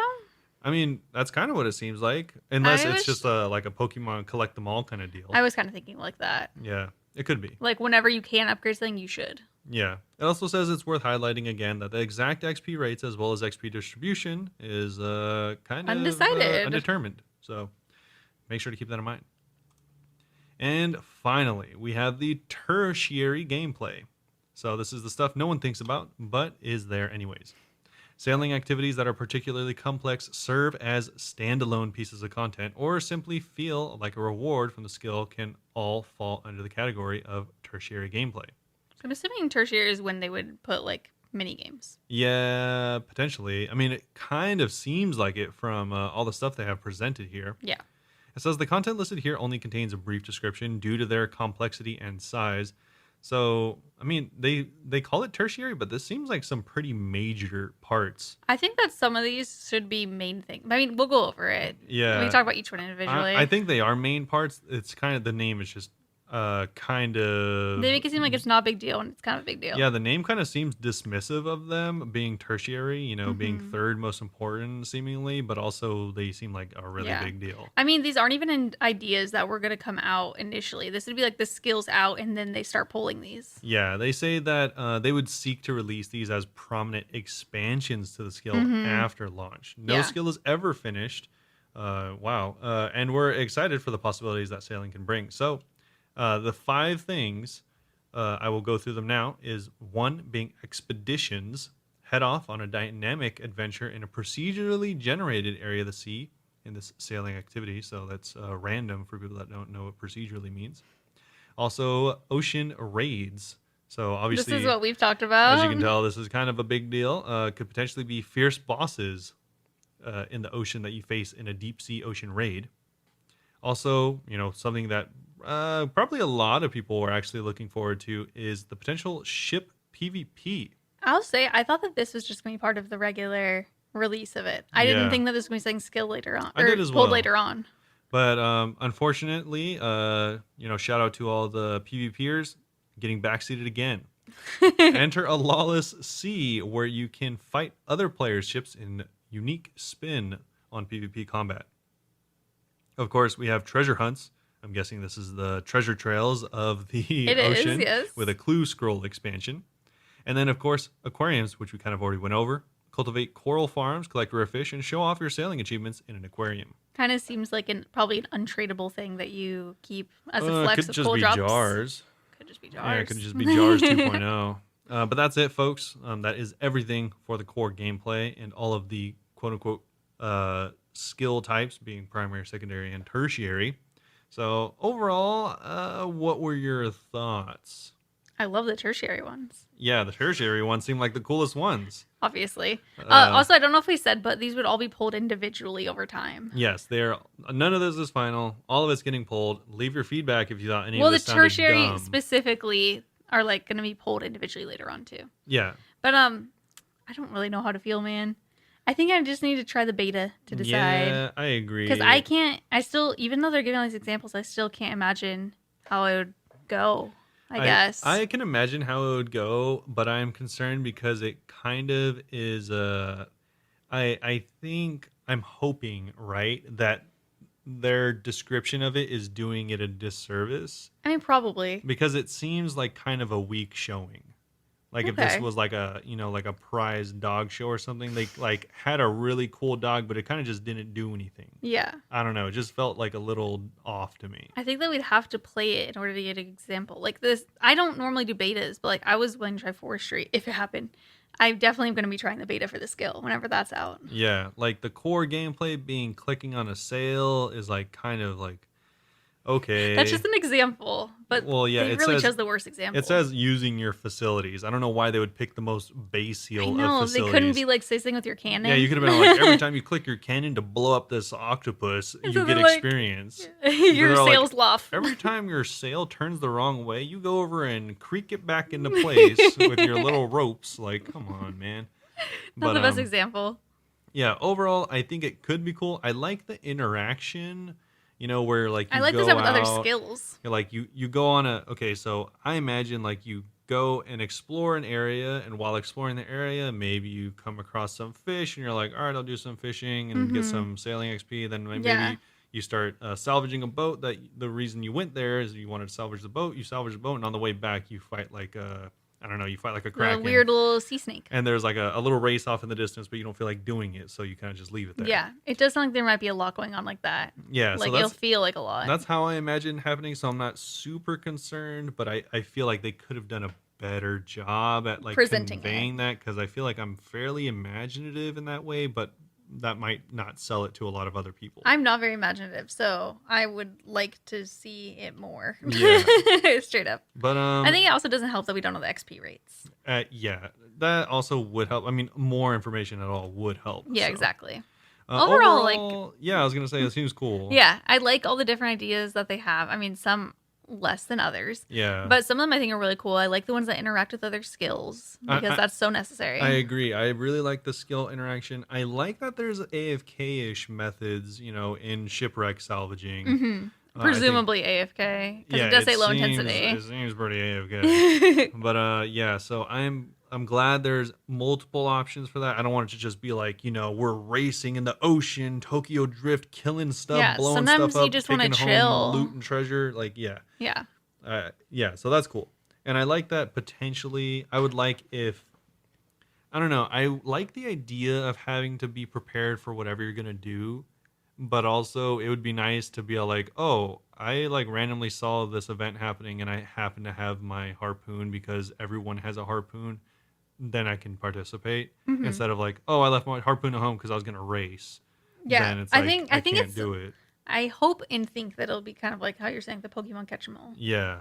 Like I like the Like, idea. you can't have limited stuff. I like the idea of the other one, like being prepared for certain things, but it would be Takes away the spontaneity. It'd be pretty annoying pretty fast, I think. Definitely. So yeah, but either way, that's our thoughts. Let us know what you think of the skill. Yeah, and let them know what you think in the survey if you have any thoughts. If you're gonna be complaining about how it sucks, tell them. Yeah, go on their Discord and type up all of your really good constructive criticism. I'm sure you have. I did see one comment. It was like on a random Instagram thing for them, and it was just like someone saying, or actually maybe it was on Behe. I was on Behe for the Shadow Split. I just saw like a comment, and someone was like, "These new updates, this isn't old school at all." And This like, isn't old school. I don't know who you're saying that to. Yeah, I mean, maybe eventually they'll come out with old school servers, and I mean Fresh Start World. that seemed to work decently well for World of Warcraft for a little bit. I'm sure they will. They've talked about the vanilla client stuff before. Yeah, I guess so, but it honestly took I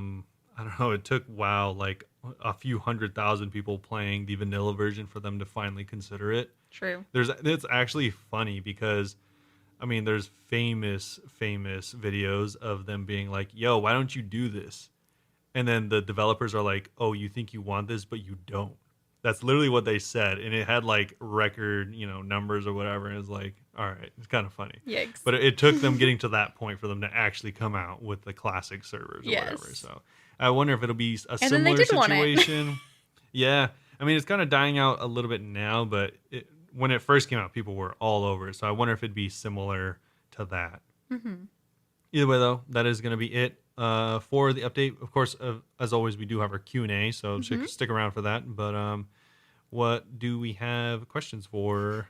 I like that you said stick around like it's going to be way later. It's right now. Well, I mean, if you only come for the update, True, I'm sure someone gone. only comes for the update. But Fair. yeah, so we're just moving on to Q&A. Our first question is from Mandy over on YouTube. After seeing things... Shout out, Mandy. Shout out, Mandy. After seeing things like the duck, hat, and the Eggman Easter costume, is there some crazy fashionscape you would like to design to see in the game? Yeah. The duck hat should be brought back. So there's two things. Okay. Yeah, so one, I've always thought there should be more flex items in RuneScape.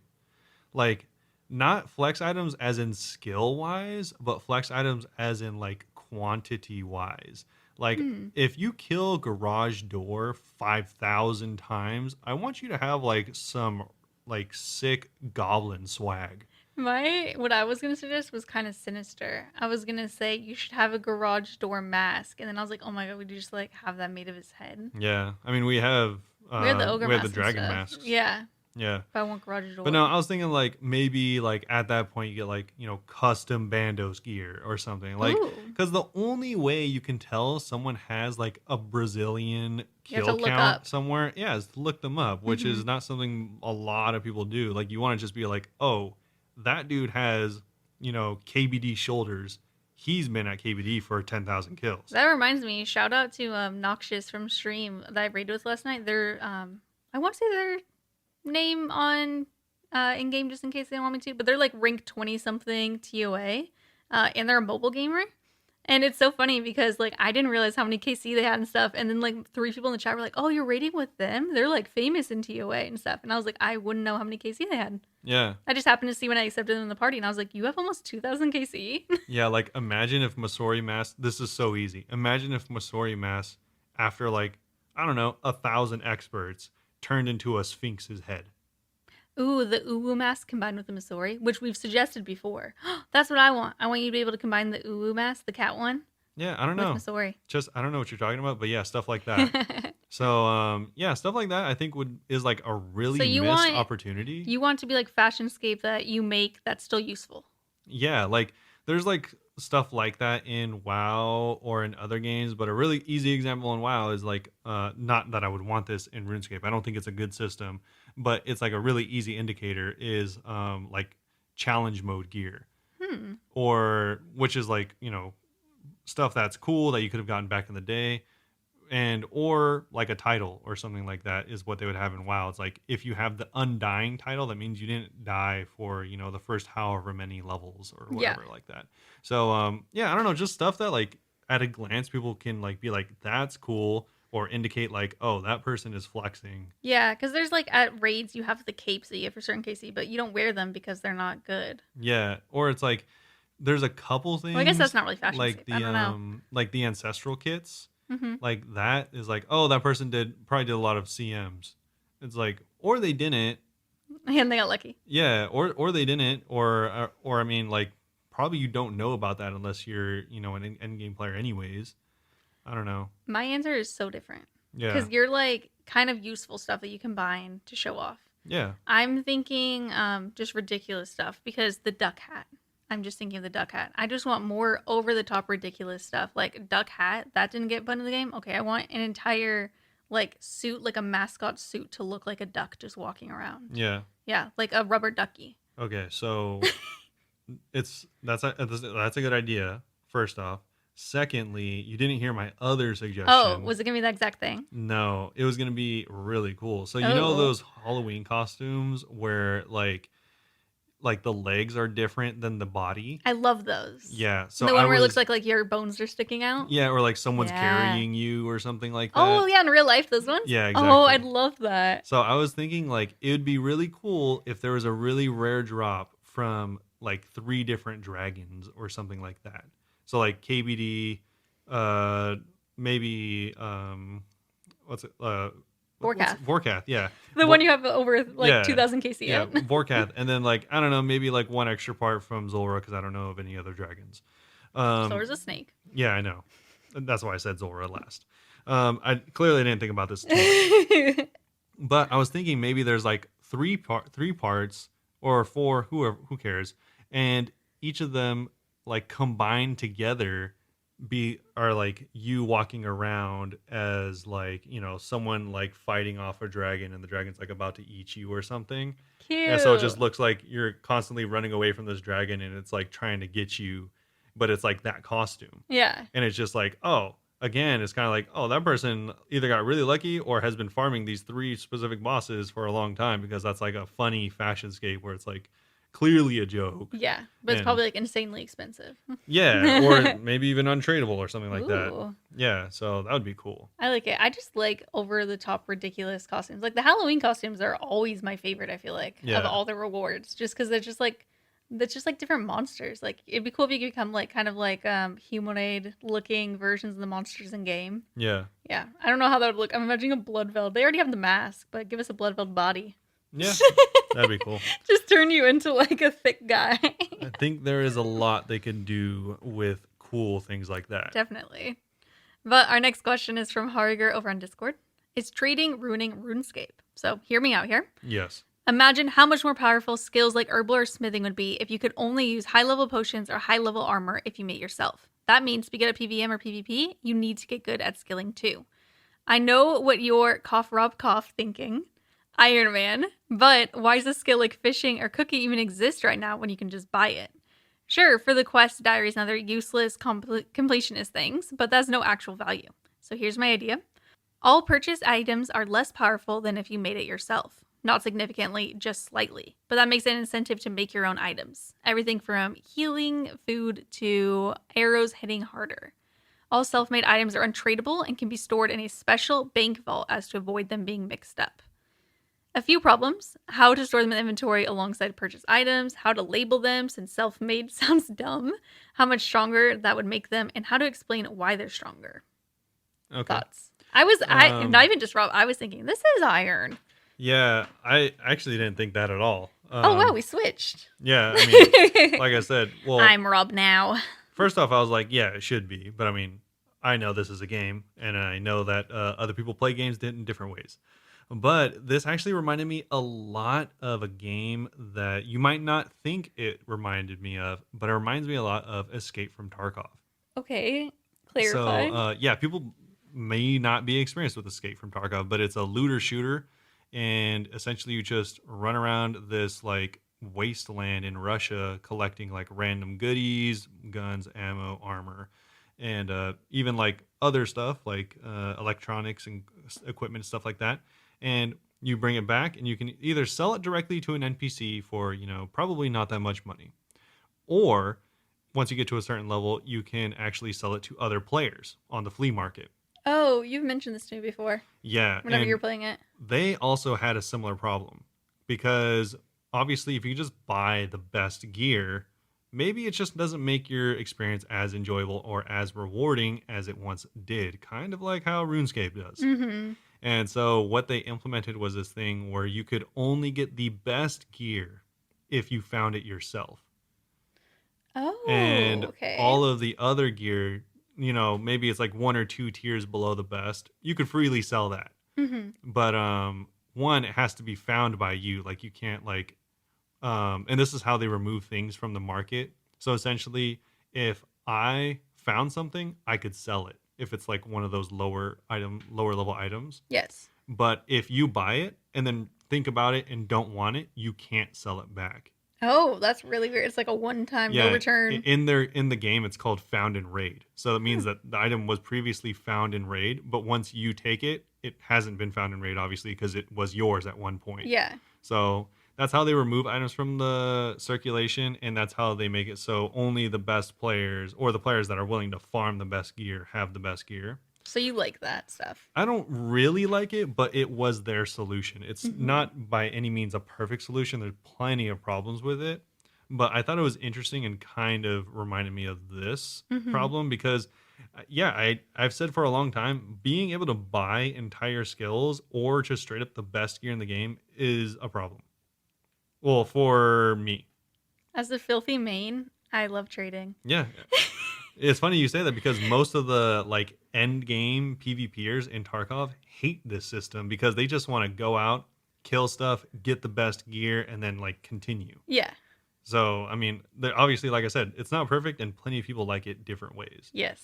But yeah, I don't know. I don't know how they would address it. I don't really think it's possible unless it's like in your game from the get go. Mm-hmm. It's But hard to introduce over time. yeah, I was like potentially if you just like if the default for RuneScape in a separate timeline was Iron Man, and if you wanted to go opt into easy mode, then you could trade, and maybe that would like dissuade people. Yeah, the way that the trading is now, I can't go back. Yeah, exactly. Yeah. Also, I would I'm not iron for a reason. I would hate to do like fletching myself or cooking myself. I know you said with less XP, so that would be better, but it just sounds so boring to me. Yeah, It I will admit though, it sucks that some skills are buyable. They should just not introduce them as buyable stuff at all. But they're yeah. buyable, and I don't. Now that I know the XP rates you could get, I wouldn't want to have it any other way. Well, yeah. I mean, especially things like construction or crafting. I was thinking fletching, like massive XP. Yeah, but it's a useless skill True. unless you're Iron Man, which at that point is not viable.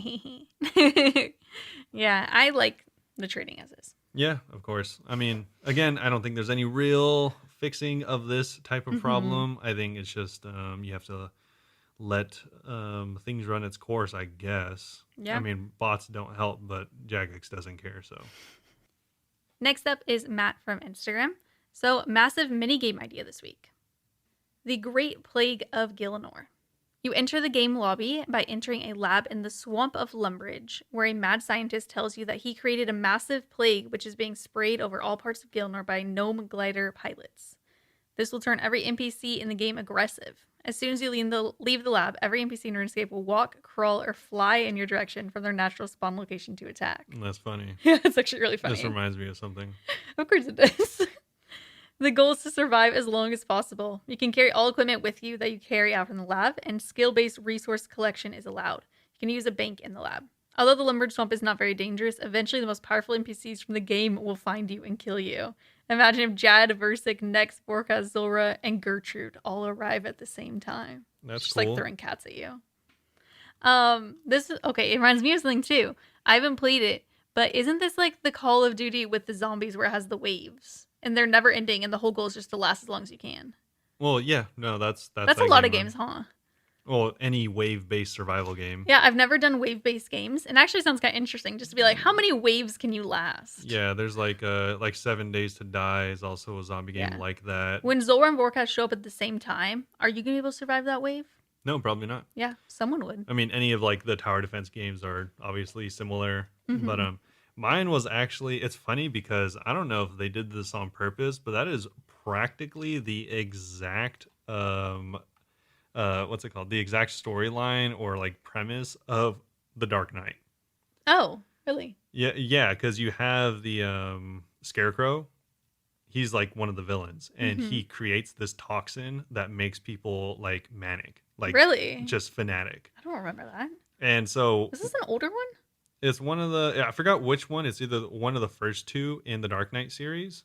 Like Heath Ledger's in it? Yeah, or I don't know. I don't remember that. That's the second one. I'm not sure Oh. if it's the second one or the first one. I Okay. think it might be the second one. Yeah, I was like, I don't But think, I don't yeah, the remember whole that. thing is like Ra's al Ghul like gets Scarecrow's poison to like intoxicate all of Gotham, and they all are just like out there at night fighting each other. Wait, that sounds kind of interesting. I want to watch this movie. Well, yeah, I mean, yeah, it's a pretty good movie, but I don't think it's the second one because that's all about Joker. I think guessing it's the first one. Probably. But yeah, so like Batman's out there like punching civilians and stuff like that. Oh my gosh. Yeah. No, this actually sounds like it'd be so fun. Yeah, so I think it'd be interesting. I think it would be fun in a group and stuff like that because there's plenty of games like that already. Mm-hmm.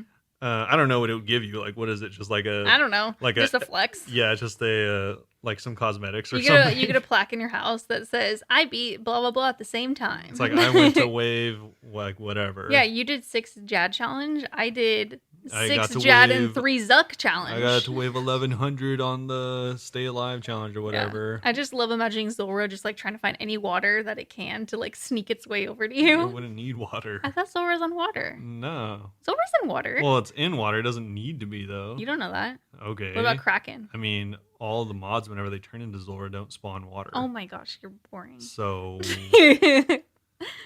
Our next question is from Wraith over on Discord. but also, yeah, that seems cool. Yeah, no, I like it. What change would trigger 50% of the player base to quit overnight? This is easy. Yeah. I am positive Jagex wouldn't pull that trick again. However, it's still entirely possible they could push for a change that bricked the game like EOC did. Something that forces a mass exodus like that would have to be drastic. Oh, we're being realistic. Okay. Oh, yeah. Tell us what unrealistic too, though. Keep that in mind. Yeah. I think they could pull it off if they ban all third-party clients and you're limited to the vanilla client, which doesn't have some of those popular things. If they start going down the same road of RuneScape 3 and make pay-to-win and MTX part of the OSRS experience, I'm sure they would start hemorrhaging players. Yeah. I love the dramatic way you say that, by the way, Wraith. I don't know if it would do half because that's a lot. Half, I think the only way would be EOC. Yeah, I'm not sure. I was gonna say, yeah, if they ban third-party clients because that's what they said they will do eventually. But now they're updating it so much that it's not as crazy. It still would yeah. suck. Don't get me wrong. But yeah, being semi-realistic, banning Mm-hmm. third-party clients and adding MTX, I think, are the most realistic things. I think it'd be if the MTX microtransaction, if you don't know, I think it'd be if it wasn't just fashion, like if that was like best content in the game, Well, best weapons. That's just straight up pay to win. Well, yeah, so pay to win. No, as well. that's unrealistic. I think I could easily see them adding MTX because there's even precedent for that. Not in this game, but in RuneScape 3? in RS3 and also in World of Warcraft, the biggest MMO in the world. Mm-hmm. There's plenty of MTX you can only buy and only get through real money, Oh. which I a don't- lot of people hate. I don't know. If it was just like normal stuff, I think a lot of people wouldn't like that, but I don't think people would quit. Maybe if they start putting ads in the game or something Yeah. to make more money. My unrealistic one was pretty easy. I was just gonna say you have to make a hardcore Iron Man. Ew. Yeah. or an ultimate, or Gross. a regular Iron Man. I think Ultimate all of- hardcore. any of the Iron Mans would probably cut it in But- half immediately. Yeah. Mine, it would take something drastic like EOC or pay to win stuff. Yeah, Yeah. Because I know a lot of people would not quit. A lot I of think people you would don't still care. play if EOC came out. You've never played Man. RS3. I haven't. Yeah. I've It's- actually it's heard a not lot of a- people say it's fun. It's not a terrible game. I know. Some people like it more. It's just a different game. Yeah. But it would suck because then, well, so they just have to make another old school RuneScape Yeah, version. they're like really old school RuneScape. Ancient school Ancient RuneScape. Actually, Ancient Scape sounds kind of Yeah, cool. sounds kind of baller. Yeah, but yeah. So that's gonna be That's it for the RuneScape questions. That's it for the RuneScape questions. We do have one weird question. Shout out to Ivor, the weird question asker. This is a real life one. What's the worst thing you've done for personal gain? And also, how much lower would you go? One time I received the wrong order from a pizza place, which included wings that I hadn't ordered, and I just ate them anyways. Oh my god, what a demon. I think I would stoop to slashing tires if necessary, but not cutting brake lines. Well, Okay. yeah, thank God we you all have to wouldn't- draw a line somewhere. Yeah, good thing you wouldn't, just go jump Be a straight to murderer. manslaughter. But Yeah. Okay. I I wouldn't can't do any of that. I can't think of for personal gain, but like probably the worst thing I've done in a personal way was my sister who's a year younger. When we were in high school, I would go onto her Facebook, read her private messages, and tell my mom what she was doing. Yeah. Yeah. Okay. Yeah. My mom found out about a lot of stuff and like partying and other things that high schoolers get up to because of me. Yeah. Yikes. Whoops. That wasn't Um. her personal gain. We didn't like each other. Yeah. So I was like, whatever. Have you done anything like sketchy for personal gain as an adult? I can't think of any. Yeah. To be fair, I was like 16. So like that was pretty young. I'm Sure. trying to think. What about you? I've never done anything as an adult for personal Mm-hmm. gain. Like it's like in spite of myself. Like I'm all like, oh, I want to be like higher level than these guys that I'm playing this game with, so I'm gonna stay up all night. Like, The worst thing you've done is having an all-nighter. yeah, it's Ain't like no way. but it's like for my personal gain. Like I don't do bad things for my own personal Okay, gain. well just tell us a bad thing you've done for like Yeah. mine was just mean for no reason, really. The worst thing I've done for personal gain is one time I stole money that I'm pretty Oh, sure was supposed yeah. to be like rent money from my grandma that I barely ever visit. God rest her soul. Um, but yeah, She's so looking like down at you now, shaking her I head. visited her when I was like 11 for like a couple weeks and stole like several $100s to buy Several Yu-Gi-Oh hundred. cards. Yeah, it was like $200. Okay, a couple hundred. Yeah, so Several implied a lot more. it was either like 2 or 300. I bought a bunch of Yu-Gi-Oh Oh cards my god. and I got caught. So, Okay, what about your other Yu-Gi-Oh story? oh, that was Dude, he was like a straight demon for Yu-Gi-Oh cards. yeah. So I got caught stealing Yu-Gi-Oh cards one time, but that was like for personal gain. But also, I don't feel bad. It's Target. Yeah.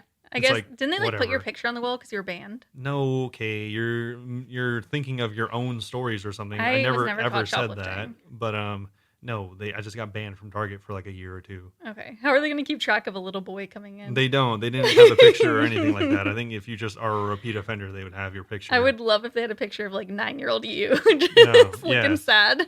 So I got caught. We had to pay like a fine. It was like a couple $100, and then yeah, that was it. I stopped. Wow. And it's Yu-Gi-Oh funny. has literally cost your family hundreds of dollars. Actually, the funniest part of this whole story is I've never known how to play Yu-Gi-Oh. I just thought the cards looked cool.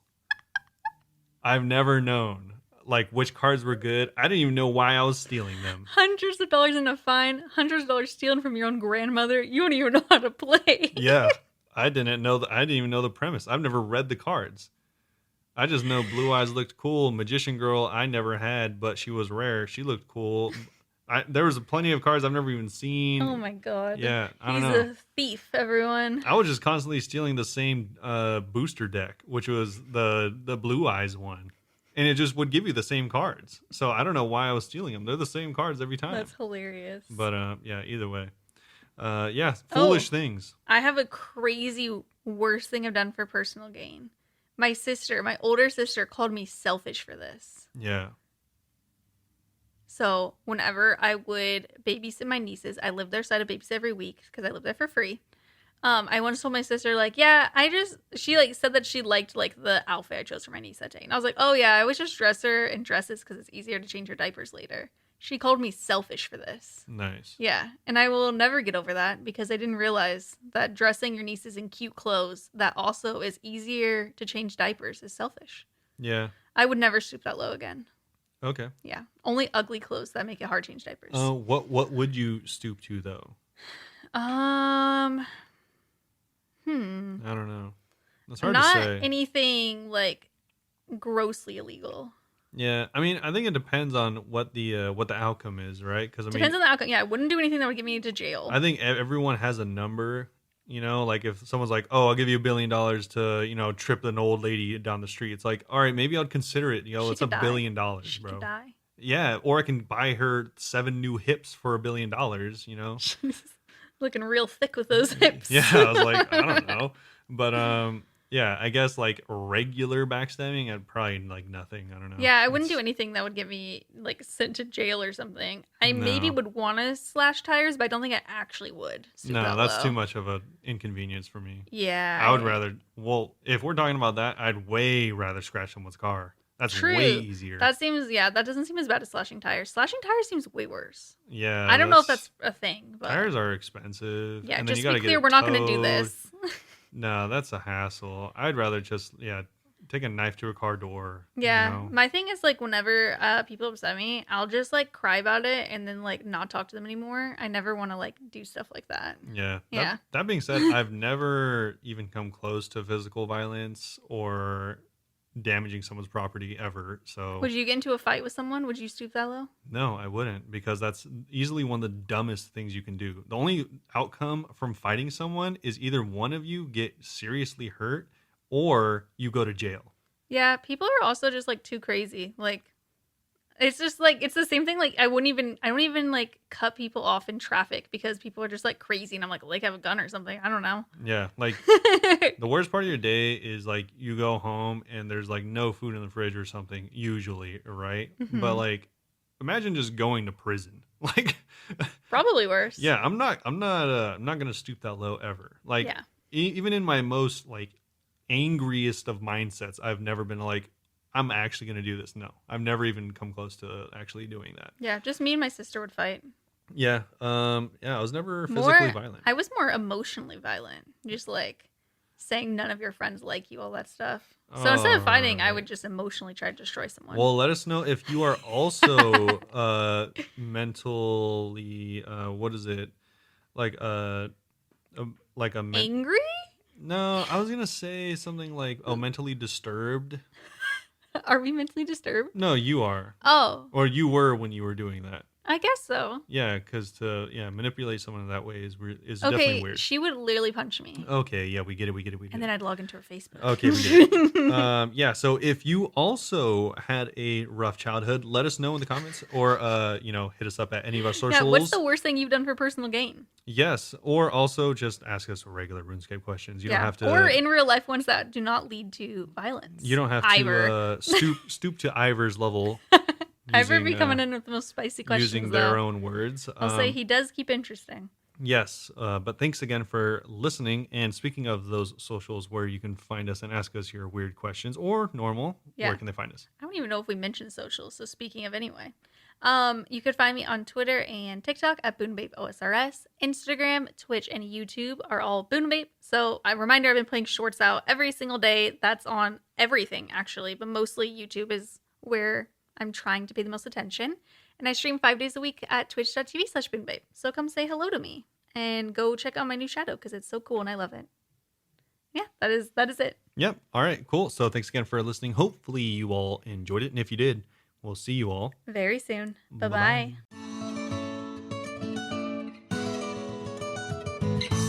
Meet Mer.